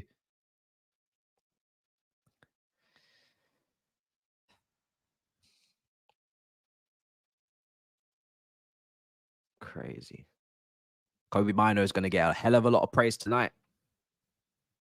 The whole TL is gonna be singing and dancing about this kid tonight. It's just, I'm gonna leave the Big Six tweet up now because the goal counts. Oh.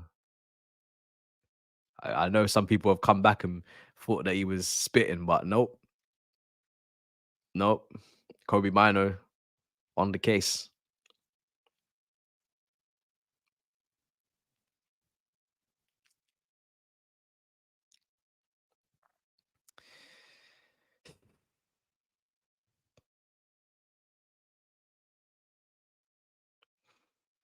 Wow.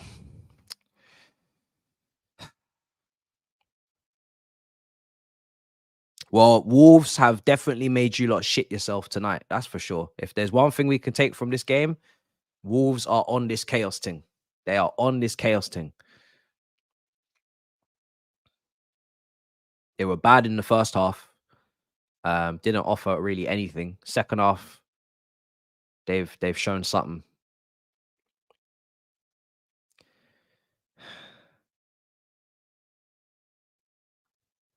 It's not over yet, but at the same time, it is. They're gonna get cleared. Is that gonna be full time yet?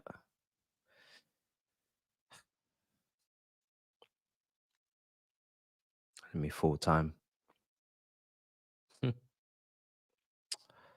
Full time. Wolves 3, Manchester United 4. Yeah, that's mad. That's a mad game of football right there. Absolutely had everything. The drama, the quality of some of the goals, and the star boy, I think it's fair to call him, star boy stood up. Star boy stood up. Kobe stood up.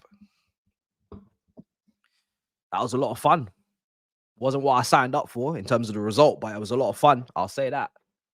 Man United, I mean, listen, yeah, they got through that in the end. They got through that in the end.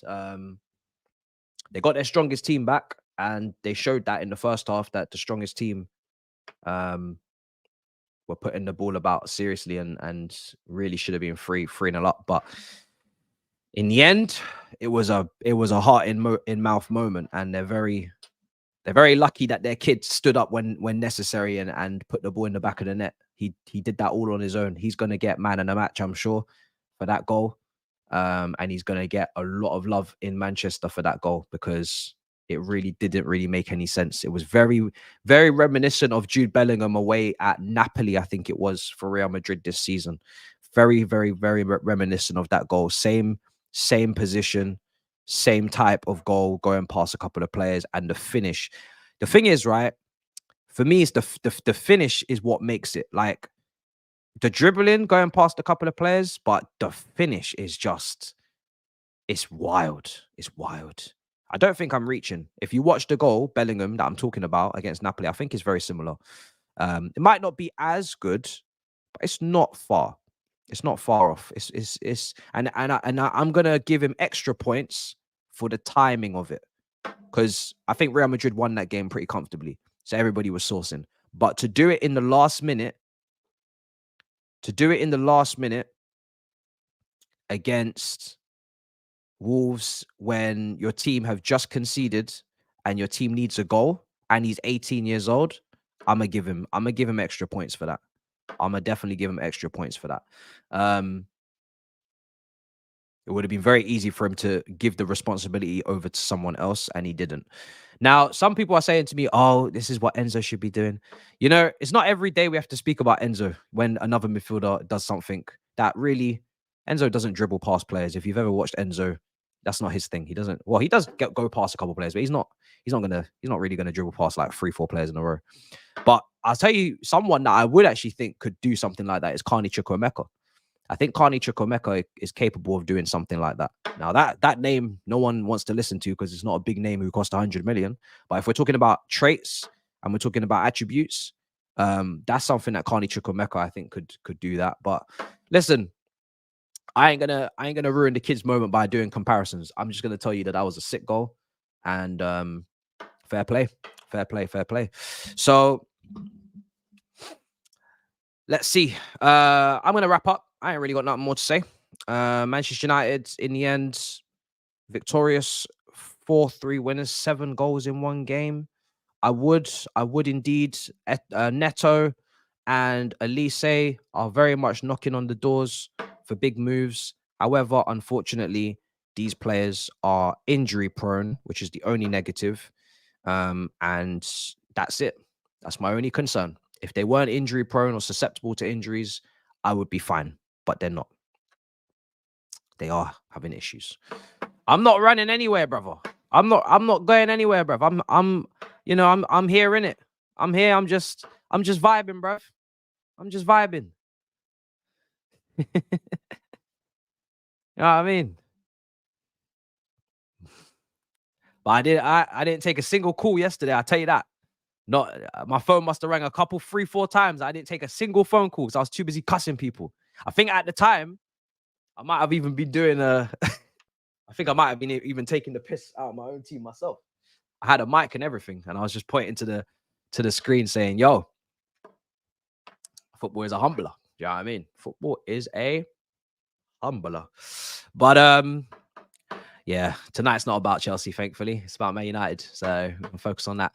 I'm looking forward to seeing some of the goal reactions from, well, I saw Saeed's. I need to see everybody's, because, you know, people were really starting to get into their cussing bag. When that goal went in, that's one of those ones you cuss about for a 5, 6, 7, 8 minute period. So for the goal to go in from Kobe Mino straight after, some people had to really roll back. You know what I mean? They had to really dial it back a bit. So that was pretty funny. Big Six is tomorrow at 7 o'clock. All you can eat Chelsea's at 10 o'clock. FIFA is pending. We don't know what time, but it's probably going to be 10 o'clock potentially, depending on the energy levels after Big Six. But yeah. And also I have a video I want to do as well for a transfer window Well, what do I want to do? I don't know what the video topic was meant to be, but I want to do a video. So there's quite a few things I would like to do tomorrow. Let's see how many of those things get done. Because I'm absolutely shattered, to be honest. It's been a long day, and it's going to be a fun weekend. Wolves versus Chelsea, Arsenal playing Liverpool. I'm potentially looking at doing a double, and then obviously the Madrid derby. I'm just gonna have to just allow that. But yeah, you know, I wish I could cover it, but I can't. I can't do 3 watch-alongs in a row. I don't think I've got the facilities. Love to DG. Big up, big up. Big game on Sunday for Arsenal against Liverpool. Kind of a must-win from the Arsenal fans I'm chatting to. I'm speaking to a few of them, and they've all said must-win. So that's a massive game on Sunday. So let's see what happens there. But yeah, until next time. Let's see. Tomorrow, like I said, 10 o'clock. You can kind of rubber stamp that, guys, as your 10 o'clock, or you can eat Chelsea, because we've got a long conversation to have there. I think we were meant to do that today, but yeah, we said we don't have enough time, and apparently this is going to take some time. It's going to be a slow cooking. So yeah, but anyway, I'm a wrap up. That's enough from me. Smash up the like, subscribe if you haven't already. Big up your damn selves. In a bit, people. Peace. Love and guidance. Long day.